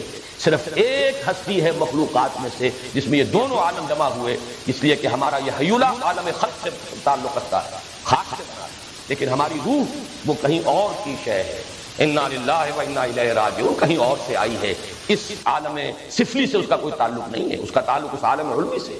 یہ اس اعتبار سے یہ مجموعہ ہے عالم امر اور عالم خلق کا، اس اعتبار سے نوٹ کیجئے اس کے اندر جو دشمنی پیدا ہوئی اس نے مہلت۔ اب اتنے مقامات پر قرآن مجید میں یہ ساری تفصیل موجود ہے، میں نے اس کا ایک خاص سبب سے یہاں ذکر کیا ہے، وہ بعد میں اس کی وجہ جو ہے ظاہر ہو جائے گی۔ الوسواس الخناس، اس کے بارے میں کوئی اشتباہ نہیں ہونا چاہیے کہ اس سے اصل مراد وہی جس نے کہ مہلت مانگی تھی، اس لیے کہ اللہ نے کہا فَذَا فَإِنَّكَ مِنَ الْمُنذَرِينَ، جاؤ تمہیں دے دی گئی اجازت، دے دی گئی مہلت، دے دی گئی، یہ مہلت اس کی عمر طویل کی گئی ہے۔ وہی شیطان عزازیل آج بھی موجود ہے، اس کے یہ معنی نہیں کہ شیاطین جن و انس اور نہیں ہے، بے شمار ہے، اس کی ذریت بھی ہے، اس کی اپنی نسل میں سے، لیکن یہ بھی ہم جانتے ہیں کہ جنات جو ہیں کل کے کل کافر و فاسق نہیں ہے، فاجر نہیں ہے، ان میں مومن بھی ہیں، ان میں مسلم بھی ہیں، اگرچہ ان میں تعداد کم ہے، تکبر زیادہ ہے، اس پہلو سے شیطنت زیادہ ہے، لیکن یہ کہ جیسے کہ سورہ جن میں تفصیل سے آیا ہے وَأَنَّا مِنَّا الْمُسْلِمُونَ وَمِنَّا دُونَ ذَلِكَ وَمِنَّا الْقَاسِطُونَ، یہ مختلف الفاظ آئے ہیں، ہم میں ہر طرح کے لوگ موجود ہیں، جنات کی آپس کی گفتگو ہے، ہم میں وہ بھی ہیں جو فرما بردار ہیں، نیک ہیں، ہم میں وہ بھی ہیں کہ جو ظالم ہیں، جو نا انصافی کرنے والے ہیں، پھر یہ کہ شرک کرنے والے ہیں، پھر یہ کہ ہم میں سے ایک بڑا بھی ہے جس نے ہمیں اس غلط راستے پر ڈالا ہے کہ وہ ہم نہیں سمجھتے تھے کہ وہ ہمیں اس دھوکے میں مبتلا کر دے گا کہ یہ اللہ کے ساتھ کوئی اور بھی جو ہے وہ شریک ہے۔ بہرحال یہ ساری بات سورہ جن میں آ چکی ہے تفصیل کے ساتھ۔ یہاں نوٹ کیجئے کہ من شر الوسواس الخناس، یہ ترکیب خود بول رہی ہے، یہ شخص معین ہے، یہ ایک ہستی ایک ذات ہے، یہ اس میں معرفہ بن رہا ہے۔ من شر الوسواس الخناس، میں پناہ چاہتا ہوں لوگوں کے رب کی، لوگوں کے بادشاہ کی، لوگوں کے معبود اور محبوب اور مقصود و مطلوب حقیقی کی، اس وسوسہ کرنے والے اور پیچھے دبک جانے والے کے شخص الذی یوسوس فی صدور الناس، اب اس کے ضمن میں وہ حدیث نوٹ کر لیجئے، خناس کی وضاحت ہو جائے گی۔ حضرت سعید بن جبیر رضی اللہ تعالیٰ عنہ سے مروی ہے کہ اذا ذکر الانسان ربہ خنس، جب انسان اپنے رب کو یاد کرتا ہو، اگر یہ جیسے کہ وہ فارسی کی کہاوت ہے خانہ خالی دیو رامی گیرت، اگر یہ نہا خانہ قلب، اگر اس میں اللہ کی یاد ہے، یہ معمور ہے ذکر الہی سے، تو شیطان بھاگ جائے گا، کھانا تھا دبک جائے گا، پیچھے ہٹ جائے گا۔ لیکن فَإِذَا غَفَلَ وَسْوَسَ إِلَيْهِ، جب غافل ہوگا، خانہ خالی دیو رامی گیرت، دل خالی ہے اللہ کی یاد سے، اب وہ اس میں وسوسہ کرے گا۔ بلکہ ایک اور روایت جو ہے عبداللہ ابن شقیق سے رضی اللہ تعالیٰ عنہ، حضرت انس سے، یہ ایک ہم مضمون روایات ہیں جو ابو یعلا لائے ہیں، اس میں تو الفاظ ہیں کہ شیطان اپنی تھوتنی جمع کر رکھتا ہے انسان کے دل پر، یا اس کی چونچ، تھوتنی جو ہے یہ کتے کے منہ کو اور سور کے منہ کے لیے لفظ مستعمل ہوتا ہے، خاص قسم کا، بہت ہی مکروہ شکل۔ تو وہ جو تھوتنی ہے وہ انسان کے دل کے اوپر جمع کر رکھتا ہے، اگر تو اللہ کا وہ یاد کرتا ہے تو وہ بھاگتا ہے، پیچھے ہٹ جاتا ہے، دبک جاتا ہے، کھانا کھا الٹے پاؤں۔ لیکن اگر غافل ہوتا ہے تو وہ چونچ اپنی جو ہے چبھو دیتا ہے انسان کے دل میں، یا اپنی تھوتنی وہاں رکھ کر پھونکے مارنی شروع کرتا ہے۔ اس لیے کہ ظاہر بات ہے شیطان کو یہ اختیار نہیں ہے کہ وہ آپ کو بدی پر مجبور کر سکے، یہ اختیار اسے نہیں ہے۔ ان عبادی لیس لک علیہم سلطان، میرے بندوں پر تجھے کوئی اختیار حاصل نہیں، کوئی قدرت حاصل نہیں کہ تم جو چاہو کر لو اور جدھر چاہو موڑ دو۔ تم انہیں ترغیب دلا سکتے ہو، تم انہیں سب باغ دکھا سکتے ہو، تم انہیں جدھر چاہو ورگلانے کی کوشش کر سکتے ہو، دھوکے دے سکتے ہو، فریب دے سکتے ہو، دنیا کو مزین کر کے دکھا سکتے ہو، شہوات نفسانی کو مشتعل کر سکتے ہو، سب کچھ کر سکتے ہو، لیکن تمہارا اختیار نہیں ہے۔ البتہ یہ ہے کہ جو انسان میں بارود ہے وہ تو ہے ہمارے اندر، اگر ہمارے اندر وہ روح ربانی ہے تو ہمارا یہ حیوانی وجود جو ہے اس میں وہ اینیمل انسٹنکٹس موجود ہیں، اس میں وہ ساری جبلتیں، حیوانی جبلتیں، اڈ لیبیڈو، وہ جو فرائڈ کے الفاظ ہیں وہ سب کے سب موجود ہیں، گویا کہ بارود تو ہمارے اندر ہے۔ اسی لیے آیا ہے سورہ ابراہیم میں کہ جب شیطان کو ملامت کریں گے قیامت کے دن جو اس کے پیروکار تھے تو وہ کہے گا فلا تلومونی ولوموا انفسکم، میں نے تمہیں صرف بلایا تھا، تم نے میری دعوت پر لبیک کہا، میں نے کہا ادھر آ جاؤ، تم آ گئے، میرا کوئی اختیار تم پر نہیں تھا، تم چاہتے تو میری دعوت کو قبول نہ کرتے، میری پکار پر لبیک نہ کہتے۔ فلا تلومونی ولوموا انفسکم، تو اب مجھے ملامت نہ کرو، ملامت کرو اپنے آپ کو۔ وہ نفس کیا ہے؟ لوموا انفسکم، تمہارے اپنے نفوس، تمہاری اپنی جانیں، تمہارا اپنا نفس امارہ، ان النفس لامارۃ بالسوء، تمہارے اینیمل انسٹنکٹس، تمہاری اڈ، تمہاری لیبیڈو، یہ تو تمہارے اندر تھی۔ بارود موجود ہے، صرف چنگاری ڈال کر۔ مجھے وہ یاد آیا ہے، کولوکیل زبان کا محاورہ ہے، اردو کا، یہ ادبی زبان کا، لٹریری لینگویج کا تو نہیں ہے، کہ بھت میں چنگاری ڈال کر اور جمال و دور کھڑی، یہی شیطان کا معاملہ ہے کہ اس میں چنگاری وہ ڈالتا ہے، بارود انسان کا اپنا ہے، اس کے حیوانی شہوات، داعیات، محرکات نفس، وہ سب اس کے اندر موجود ہیں، البتہ ان میں اشتعال پیدا کرتا ہے شیطان اپنے وسوسے سے۔ من شر الوسواس الخناس۔ اب جو آخری آیت آ رہی ہے الذی یوسوس فی صدور الناس، تو بات واضح ہو گئی، لوگوں کے سینوں کے اندر وسوسہ اندازی کرتا ہے، پھونکے مارتا ہے، اپنی تھوتنی ٹکاتا ہے، ذکر کرتا ہے انسان، اگر اس کا دل جو ہے نہا خانہ قلب معمور ہے ذکر الہی سے، اللہ کی یاد سے، تو پھر وہ پیچھے ہٹتا ہے، بھاگ جاتا ہے، دبک جاتا ہے، چھپ جاتا ہے، جہاں غافل دیکھتا ہے اور اس کو وہ بہکاتا ہے۔ من الجنۃ والناس، سورۃ الناس کا جو یہ آخری ٹکڑا ہے یا آخری آیت ہے، یہ مشکلات القرآن میں سے ہے، اگرچہ ہمارے ہاں جو متداول تفاسیر ہیں اس میں ایک ہی مفہوم ان کا عام ہو گیا ہے، لیکن یہ کہ اس کے بارے میں دو رائے موجود ہیں، اور میں اس کے ضمن میں چاہتا ہوں ذرا قدر تفصیل میں جانا، اس لیے کہ اس کے ساتھ ایک خاص مسئلہ متعلق ہے جو میں آخر میں بیان کروں گا۔ من الجنۃ والناس، اب یہ بیان ہے کسی شے کا، کس کا بیان ہے؟ جو اکثریت کی رائے ہے اور جو معروف ہے، مشہور ہے، اور ہماری متداول جتنے بھی تفاسیر ہیں یا تراجم ہیں، مختصر حواشی ہیں، ان میں یہی رائے بیان کی گئی ہے۔ وہ تو یہ ہے کہ اس سے مراد ہے الذی یوسوس، اس کی یہ تشریح ہو رہی ہے جو وسوسہ اندازی کرتا ہے، اور وسوسہ اندازی کرنے والے جنوں میں سے بھی ہیں، انسانوں میں سے، یعنی شیاطین جن و انس۔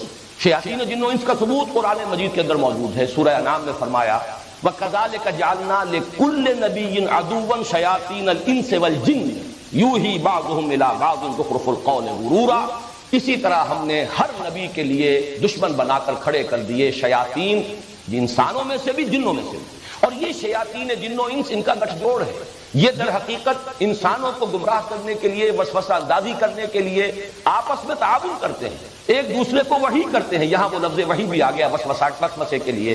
یوحی بعضهم الی بعض زخرف القول غرورا، دھوکے کی باتیں، ملمے کی باتیں، ایک دوسرے کو وہ وسوسہ اندازی اور وحی الاعلام بالخفاء والسرعہ اس کے ذریعے سے کرتے رہتے ہیں تاکہ انسانوں کی گمراہی کا سبب بنے. اور یہ کس لیے کرتے ہیں ہم؟ یہ بھی بڑی اہم بات ہے. اس لیے کرتے ہیں کہ نبی اور نبی کے ساتھیوں کے لیے ابتلا ہو، امتحان ہو، آزمائش ہو. اگر سب چیز آسانی سے چل رہی ہو، کوئی نہ مخالفت ہو، نہ کوئی تکلیف آئے، نہ ابتلا ہو، نہ آزمائش ہو، تو کچے پکے سب جڑے رہیں گے. جبکہ اللہ تعالیٰ کی سنت یہ رہی ہے جو بھی آئے ہمارے نبی کے ساتھ، کسی بھی داعی حق کے ساتھ، وہ کھڑا کھڑا آئے، کھوٹا نہ آئے. وہی ہو کہ جو صادق ہوں اور مخلص ہوں وہی آئے. جو دکھاوے کے لیے ہوں، دودھ پینے والے مجنوں، چھلنیاں لگنی چاہیے کہ وہ چھل جائیں، وہ پیچھے رہ جائیں. اور یہ چھلنیاں کیسے لگیں گی؟ آزمائشیں آئیں گی، ابتلا ہوں گے، تکلیفیں ہوں گی، مصیبتیں ہوں گی، تبھی تو چھلنی لگے گی. جو مخلص نہیں ہے وہ رہ جائیں گے، جو مخلص ہیں وہ ان بھٹیوں سے نکل کر آئیں گے، اور ان بھٹیوں سے نکل کر آئیں گے تو ان کا ایمان جو ہے اس کو مزید جلا ہو گئی ہوگی. وہ کندن بن کر نکلیں گے، زر خالص بن کر نکلیں گے. یہ ابتلا اور آزمائش کا فلسفہ ہے. قرآن مجید میں خاص طور پر سورہ آل عمران میں بڑی تفصیل سے اور تکرار و اعادہ کے ساتھ اس کی وضاحت ہے.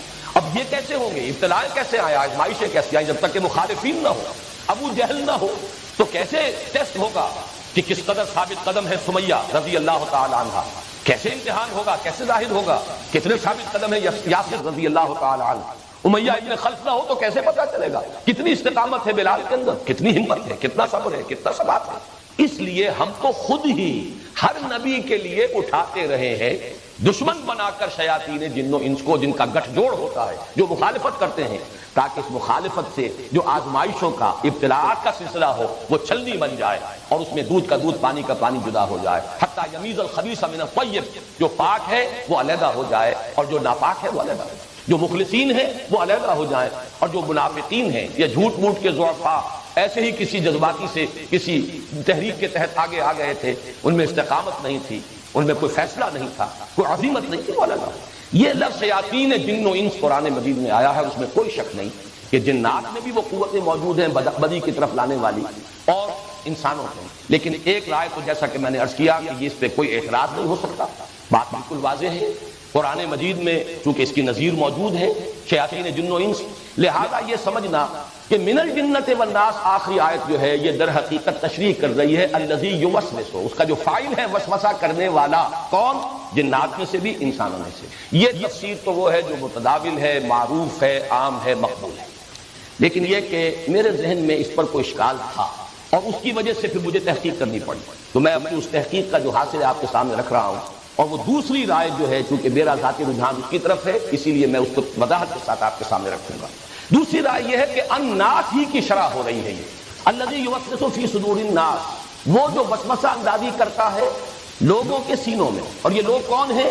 یہ لوگ جنات میں سے بھی ہیں، انسانوں میں سے بھی ہیں. من الجنت والناس، یہ چونکہ قرب بھی ہے، الناس کی شرح ہی مزید ہو رہی ہے من الجنت والناس سے. اس پر ایک اعتراض وارد ہوتا ہے کہ لفظ مشترک ہے فی صدور الناس، وہی لفظ جو ہے اب اسی کی تقسیم اگر دو حصوں میں ہو جائے کہ یہ ناس کے لفظ کے اندر ناس بھی موجود ہے انسان، اور یہ کہ جنات بھی موجود ہیں، تو بظاہر اس پر اعتراض جو ہے قوی ہے. لیکن یہ کہ یہ قول کس نے اختیار کیا ہے؟ امام فرا کا قول ہے، یہ کسی معمولی شخص کا نہیں ہے. لغت کے امام وہ بھی، لغت کے نحو کے امام ہیں، اور اس کے جوابات دیے گئے ہیں. پھر امام راضی نے بھی یہ جوابات نقل کیے ہیں، صاحب روح المعانی نے بھی جوابات نقل کیے ہیں. یعنی اتنا تو اس معاملے کو سب نے قابل اعتناء سمجھا ہے، قابل توجہ سمجھا ہے کہ ان تمام مفسرین نے اس کا تذکرہ کیا.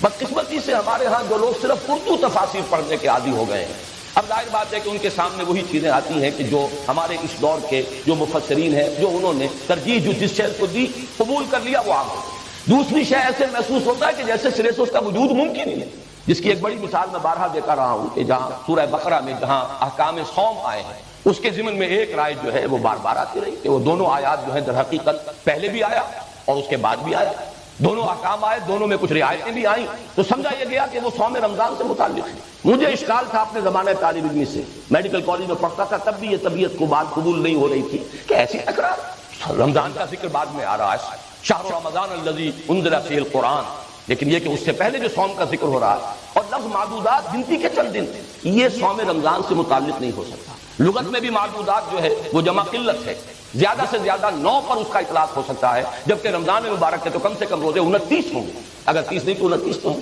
اشکال تھا، لیکن یہ کہ اس وقت اس زمانے میں عربی تفاسیر تک رسائی نہیں تھی، اردو کی جتنی بھی تفاسیر تراجم حواشی ہیں ان سب میں ایک ہی بات تھی۔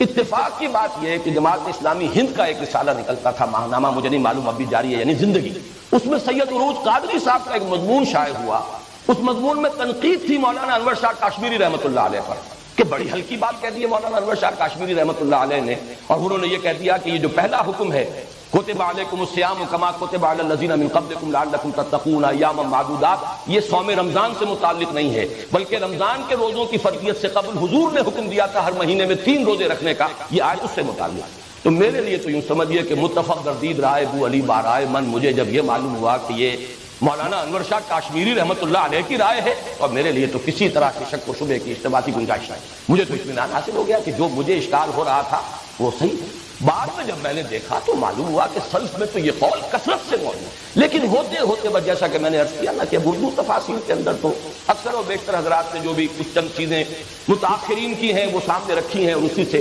پھر یہ کہ کچھ اخذ کیا ہے، کچھ اس میں اپنے فکر سے باہر اضافہ بھی کیا ہر ایک نے، لیکن یہ کہ اکثر و بیشتر وہیں سے تو بعض چیزیں اس طرح نگاہ سے اوجھل ہو گئی ہیں کہ ان کا وجود ہی نہیں رہا، لوگوں کے ذہن تک کے اندر اس کا کوئی شائبہ موجود۔ اسی کی ایک مثال یہ ہے کہ بڑا مضبوط قول ہے اس میں کہ یہاں پر من الجنت والناس، یہ تقسیم ہے اصل میں الناس ہی کی، اس کی دلیل رجال کا لفظ مشترک ہے جنوں پر اور انسانوں پر، یہ قرآن مجید میں بھی ہے، نفری قرآن میں بھی ہے، نفر من الجن اور رجال من الجن، انه کان رجال من الانس یعوذون برجال من الجن، اور اس کی مثال میں ایک اور دوں گا، اردو میں بھی ایک لفظ ہم استعمال کرتے ہیں لوگ، اسی لیے میں نے اس سورہ مبارکہ کی پہلی 3 آیتوں کا ترجمہ بھی انسان نہیں کیا، قل اعوذ برب الناس، کہو کہ میں پناہ میں آتا ہوں انسانوں کے رب کے، نہیں لوگوں کے رب کے، میں نے لفظ جو ہے لوگ استعمال کیا، اور وہ کہ جو لوگوں کا بادشاہ ہے، جو لوگوں کا معبود حقیقی ہے، محبوب اصلی ہے۔ لوگ کا لفظ اردو زبان میں بھی اب آپ استعمال کریں گے، مردوں کے لیے بھی آتا ہے، اکثر و بیشتر تو یہ لفظ مردوں کے لیے ہم لوگ جا رہے ہیں، لیکن خواتین کے لیے بھی ہماری زبان کی محدودیت ہے، آپ لوگ کہاں جا رہی ہیں، حالانکہ لوگ کا لفظ اصلاً جو ہے وہ ہے مردوں کے لیے، خواتین بھی اگر اپنی جماعت کے لیے کوئی لفظ کرنا چاہیں گی، ہم جا رہی ہیں، اگر اس کے ساتھ کوئی اور وضاحت اور صراحت کرنا چاہیں ہم لوگ جا رہے ہیں، معلوم یہ ہوا کہ یہ لوگ کا لفظ، تو لوگ کا لفظ جس طریقے سے کہ عام ہے، مشترک ہے، اسی طریقے سے ناس کا لفظ جو ہے صرف انسانوں کے لیے نہیں، بلکہ ایک جمعیت کی وضاحت کے لیے، ایک اجتماعیت کی طرف اشارہ کرنے کے لیے، لوگ جنوں میں سے، لوگ انسانوں میں سے۔ چنانچہ اسی کی ایک حدیث موجود ہے، اور اس کو امام قلبی بھی لائے ہیں، امام بغوی بھی لائے ہیں، کہ ایک ایسا موقع ہوا کہ کہیں کچھ لوگ اجنبی سے نظر آئے، ان سے پوچھا گیا من القوم، آپ کون سی قوم سے ہیں، یا من انتم، مختلف روایات مختلف، آپ لوگ کون ہیں، تو انہوں نے جواباً کہا اناس من الجن، ہم جنوں میں سے کچھ لوگ ہیں۔ اب یہ لوگ کا لفظ دیکھیے یہاں پہ اناس من الجن، حالانکہ لفظ انسان چونکہ آنسا یہ ہے دیکھنا، دکھائی جانے والی مخلوق انسان ہے جو دیکھی جا سکتی ہے، جن اس کو کہتے ہیں کہ جو چھپا ہوا ہو، نظر نہ آتا، لیکن جنات کو یہ طاقت حاصل ہے، وہ انسانی شکل میں آ سکتے ہیں، وہ حیوانات کی شکل اختیار کر سکتے ہیں، جیسے ملائکہ کو یہ قوت حاصل ہے، وہ انسانی شکل میں آتے ہیں۔ حضرت جبرائیل انسانی شکل میں حضرت داہیہ کلبی رضی اللہ تعالیٰ عنہ کی عام طور پر صورت میں تشریف لایا کرتے ہیں، اور جو حدیث جبرائیل ام السنہ جسے کہا گیا ہے، اس میں تو حضرت جبرائیل کا انسانی شکل میں آنا ہی تو بیان ہوا، تو فرشتہ انسانی شکل میں بھی آ سکتا ہے، جن انسانی شکل میں بھی آ سکتا ہے، جن کوئی اور حیوانی شکل بھی اختیار کر سکتا ہے، اس لیے کہ دونوں کا مادہ تخلیق بہت لطیف ہے، نور لطیف شے ہے اور نار بھی لطیف ہے، ہمارے مقابلے میں بہت لطیف شے ہے، ہم ہیں جو جکڑے گئے ہیں، ہمارا تو جو بھی ہیکل بن گیا ہے، جو بھی ہیولہ بن گیا ہے، ادھر سے ادھر ہم نہیں ہو سکتے، لیکن یہ کہ جنات اور ملائکہ ان دونوں میں اس کا امکان موجود ہے۔ تو اناس کا لفظ جب ان سے پوچھا گیا من انتم، من القوم، آپ کون لوگ ہیں، دیکھیے پھر ترجمہ جب آپ کریں گے من القوم، آپ کون لوگ ہیں، اردو کا یہ لفظ لوگ جو میں بار بار استعمال کر رہا ہوں، یہ بالکل کنوے کر رہا ہے اس سینس کو، یہ جو یہاں سامنے آ رہا ہے کہ اناس من الجن۔ تیسری بات امام زمخشری نے اس میں بڑی، وہ چونکہ بہت بڑے امام لغت اور امام نحو ہیں، انہوں نے اس میں ایک نکتہ اور نکالا کہ پہلی آیت میں الذی یوسوس فی صدور الناس ہے، یہ ناس کا لفظ نہیں ہے بلکہ حقیقتاً ناسی ہے، وہ جو وسوسہ کرتا ہے بھولنے والے کے دل میں، بھولنے والے لوگ، ناسی، نسیان، اور اس کے لیے دلیل دی ہے انہوں نے، ظاہر بات ہے امام زمخشری ہیں، وہ بات کسی شہادت کے بغیر، استشہاد کے بغیر، دلیل کے بغیر تو نہیں کہتے۔ چنانچہ سورہ قمر کی آیت ہے یوم یرد الداعی الی شیء نکر، جس دن کہ ایک پکارنے والا پکارے گا اس شے کی طرف جو بڑی ناگوار ہوگی، ناخوشگوار ہوگی. پکارنے والا داعی، لیکن داعی نہیں ہے لفظ قرآن میں، داعی. وہ جو عین کا جو یہ ہے، یہ کی بجائے صرف زیر رہ گئی. یوم یدعو الداعی الی شیء نکر، لیکن یہ وہاں حذف کر دی گئی. یوم یدعو الداعی الی شیء نکر صرف زیر رہ گئی ہے. بعین ہی الذی یوسوس فی صدور الناس، وہ کہ جو وسوسہ اندازی کرتا ہے بھولنے والوں کے دلوں کے اندر، بھولنے والے لوگوں کے دلوں میں. اور یہ بھولنے والے کون ہیں؟ جن بھی اور انسان. جیسا کہ میں عرض کر چکا ہوں، جنوں میں نیک بھی ہیں، صالح بھی ہیں. منا الصالحون ومنا دون ذلک، من المسلمون ومن القاسطون. نیک بھی ہیں، بھلے بھی ہیں، شیطنت والے بھی ہیں، برے بھی ہیں. انسانوں میں نیک بھی ہیں، انبیاء بھی انسان تھے، اولیاء اللہ انسان ہیں، مومنین صادقین انسان ہیں، منافقین بھی ہیں، شیاطین بھی ہیں، بدی کی طرف بلانے والے بھی ہیں، بڑے سے بڑے بلانے والے، بڑے سے بڑے داعیان شر انسانوں میں ہیں. تو معلوم یہ ہوا کہ یہاں ناسی کا لفظ مشترک ہے، جس کی کہ وضاحت ہو رہی ہے کہ وہ من الجنت والناس ہے، وہ انسانوں میں سے بھی ہے اور جنات میں سے بھی ہے. گویا کہ زمخشری نے بھی اسی قول کو اختیار کیا، اور اس کے لیے دلیل جو ہے قرآن مجید سے استشہاد کرتے ہوئے اس کے لیے جو اصل دلیل ہے لغت کی وہ بھی پیش ہے. جہاں تک میری ذاتی رائے ہے، امام زمخشری نے جو بات فرمائی ہے یقیناً بہت دلچسپ بھی ہے، بڑی وزنی بھی ہے. قرآن مجید سے اس کی شہادت موجود ہے، نظیر موجود ہے، لیکن یہ کہ میرے نزدیک اس کی تکلف کی ضرورت نہیں ہے. ناس کے لفظ کو جو پہلی آیت میں آیا ہے، یعنی آیت نمبر 5 میں، اسے اسی معنی میں لیجئے جس معنی میں کہ ہم لوگ کا لفظ ہے. اور اس کے لیے میری سب سے بڑی دلیل جو ہے اس کی طرف توجہ فرمائی ہے. کیا اللہ صرف انسانوں کا رب ہے یا جنات کا بھی رب ہے؟ کیا اللہ صرف انسانوں کا بادشاہ ہے یا جنات کا بھی بادشاہ ہے؟ کیا اللہ صرف انسانوں کا الہ ہے یا جنات کا بھی الہ ہے؟ یہ اگرچہ قرآن مجید میں جنات کے ساتھ خطاب بہت کم ہوا ہے، لیکن یہ کہ ہمارا تقریباً اجماعی عقیدہ ہے. یہ بعض حضرات نے تفرد کیا ہے، علیحدہ رائے اختیار کی ہے، لیکن یہ کہ تقریباً اجماعی عقیدہ یہ ہے کہ نبوت و رسالت جو ہے وہ صرف انسانوں میں رہی ہے، جنات میں نہیں. اسی لیے جنات بھی ایمان لاتے رہے ہیں انسانوں ہی میں سے آنے والے رسولوں پر. حضور پر ایمان لائے اور حضور پر ایمان لانے کی دعوت لے کر اپنی قوم میں چلے گئے. یا قومنا اجیبوا داعی اللہ، قبول کرو ان کی پکار کو، لبیک کہو. اس کے باوجود انسانوں سے خطاب ہے قرآن مجید میں اکثر و بیشتر، اور جنات سے براہ راست خطاب نہیں ہے سوائے ایک صورت کے. اور اس کے ساتھ اب ایڈ کر لیجئے دوسری صورت کی صورت الناس ہے، وہ جو بڑی صورت ہے جس میں دونوں سے مسلسل خطاب ہوا ہے. سنفرغ لکم ایھا الثقلان، اور جو 33 مرتبہ آیا ہے فبأی آلاء ربکما تکذبان. یہاں تسنیہ کا صیغہ جو ہے سب کے نزدیک مجمع علیہ ہے کہ یہاں جنات اور انسان مراد ہے، اس لیے تسنیہ کا صیغہ ہے. اور کتنی مرتبہ آیا ہے ایک صورت کے اندر؟ فبأي آلاء ربكما تكذبان سنفرغ لكم أيها الثقلان يا معشر الجن والإنس إن استطعتم أن تنفذوا من أقطار السماوات والأرض فانفذوا لا تنفذون إلا بسلطان. یہ سورہ منفرد ہے اس اعتبار سے، اور ذرا سائزیبل ہے اس اعتبار سے. وہ میں منفرد کہہ رہا ہوں، ورنہ میرے نزدیک اس میں دوسری مثال شامل کر لیجئے، یہ سورۃ الناس، کہ یہ دو صورتیں وہ ہیں جن میں ان ثقلان جو ہیں، ثقلین دونوں سے خطاب کیا جا رہا ہے. اور یہاں پر بھی جو تعوذ کی تلقین کی گئی ہے، قل اعوذ برب الناس، کہیے میں پناہ طلب کرتا ہوں، پناہ میں آتا ہوں لوگوں کے رب، اور لوگوں میں جنات اور انسان دونوں ہیں. معاشر الجن والانس، جو مالک الناس ہے، بادشاہ ہے لوگوں کا. پھر یہاں لوگوں میں انسان اور جن دونوں شریک ہیں. پھر الہ الناس، ظاہر بات ہے جو مومن ہے جنات میں سے ان کا الہ بھی تو اللہ ہی ہے، اسی کو پوچھتے ہیں، اسی کا تقرب حاصل کرنے کے لیے کوشاں ہوتے ہیں، وہی ان کا محبوب ہے. تو یہاں ناس کی جو تکرار آ رہی ہے، جیسے سورہ رحمان میں فبأي آلاء ربكما تكذبان، جیسے اس میں تسنیہ کا صیغہ بار بار آیا، یہاں صیغہ تسنیہ کا نہیں ہے، لیکن یا معشر الجن والانس، یہ دونوں کو دونوں یہاں پر مراد ہیں. قل اعوذ برب الناس ملک الناس الہ الناس من شر الوسواس الخناس الذی یوسوس فی صدور الناس. اور پھر آگے اس کو کھول دیا، کیونکہ یہاں پہ اضمار تھا، اجمال تھا، بات واضح نہیں تھی. بات واضح ہو جائے، من الجنۃ والناس، ان جنوں کے اندر بھی وسوسہ اندازی وہ شیطان لعین کرتا ہے. جو اس کے وسوسے کو قبول کر لیں گے وہ اس کی ذریت بن گئے، ذریت مانوی، ذریت سلبی، وہ اس کے مرید ہو گئے، اس کی جماعت ہو گئے. اولئک حزب الشیطان، وہ شیطان کی پارٹی ہو گئے.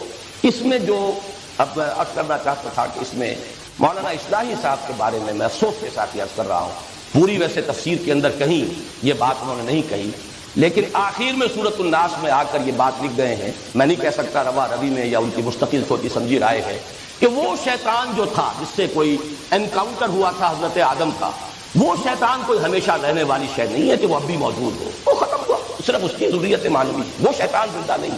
اب تعویل تو بہرحال انہوں نے کی ہوگی اگر یہ ان کی پختہ رائے، اس لیے دلائل انہوں نے نہیں دیے، تذکرہ کر دیا کہ یہاں پر جو جنات اور انسانوں کے شیاطین ہیں بس انہی سے مراد ہے، اور اس کو جو مہلت دی گئی ہے جو بار بار قرآن میں آیا ہے وہ اس کے مشن کی مہلت ہے، اس کے مشن کی تکمیل کر رہے ہیں جنات بھی جو شیاطین جن ہیں اور انسانوں میں سے بھی جو شیاطین انس ہیں۔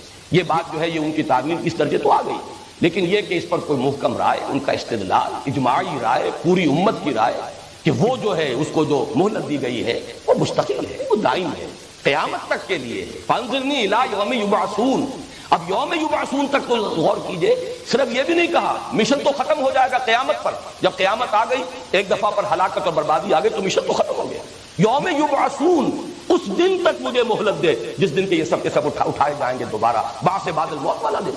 اور باقی تو یہ کہ بہرحال جب سر سید احمد خان مرحوم نے، میں ان کے خلوص و اخلاص کا اور کم سے کم مسلمانوں کے ساتھ ان کی خیر خواہی کا تعلق جو ہے مسلمانان ہند کے ساتھ، میں اسے ہر شک و شبہ سے بالا کر سمجھتا ہوں، لیکن دینی اعتبار سے انہوں نے بہت غلط باتیں کہی ہیں، بہت سی غلط فہمیاں پیدا کی ہیں، بنیادی عقائد کے اندر جو ہے بڑی کجی پیدا کی ہے۔ چنانچہ وہ تو جنات کے وجود کے سرے سے قائل ہی نہیں، جن بھی بس انسانوں میں سے ہوتے ہیں۔ بس یہ کہہ دیا گیا جو مشتعل مزاج انسان ہے وہ گویا کہ آگ سے بنائے گئے۔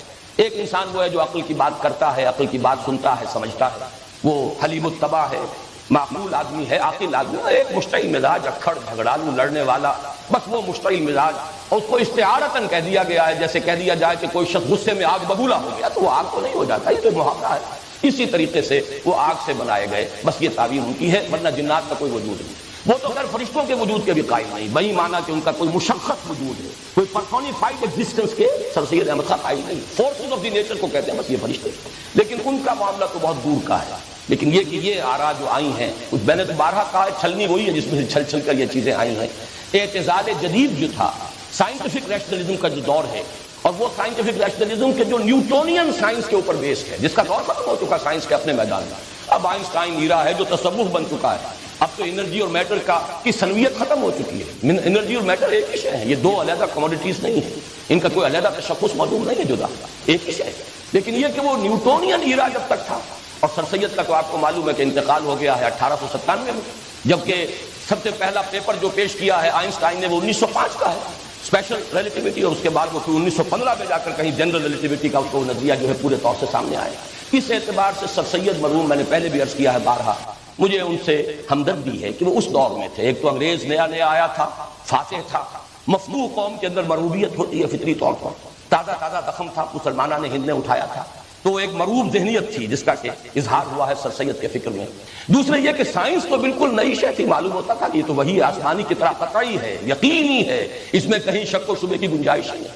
اور آج تو جو جدید ترین جو فلسفہ ہے کریشن آف دی یونیورس کے ضمن میں، اس میں ایک اصطلاح ہے باقاعدہ، دی پرنسپل آف انسرٹنٹی۔ سائنس میں کوئی شے سرٹن نہیں، ایک فیکٹر آف انسرٹنٹی ہر جگہ پر موجود ہے، اور یہ بھی در حقیقت اللہ کی طرف سائنس کی ترقی ہے کہ ہر آن اللہ کا اذن، لازم نہیں ہے کہ جو آپ نے کوئی اصول اور قاعدہ تلاش کر لیا سائنس کا اسی کے مطابق نتائج نکلتے چلے جائیں، کوئی اور طاقت ہے جس کا کوئی فیصلہ ہوتا ہے، کوئی شے ادھر جانے کے بجائے ادھر جائے گا اور آپ کوئی توقع نہیں کر سکے، تو معلوم ہوا کوئی طاقت ہے، یدبر الامر من السماء الى الارض۔ آج کی سائنس جو ہے خاص طور پر آئنسٹائن ایرا کی سائنس میں تو دین کے، مذہب کے، بلکہ میں نے جیسا کہ عرض کیا تصوف کے بہت قریب آئی، لیکن یہ کہ ایک دور وہ تھا، اس میں بہرحال مولانا کی یہ رائے میرے نزدیک اگر کسی اور جگہ پر تعویل کی بھی جا سکتی ہو، ایک مقام تو قرآن مجید کا ایسا ہے جس میں تعویل ممکن نہیں ہے جب تک کہ علیحدہ نہ مانا جائے کہ وہ شیطان عزازیل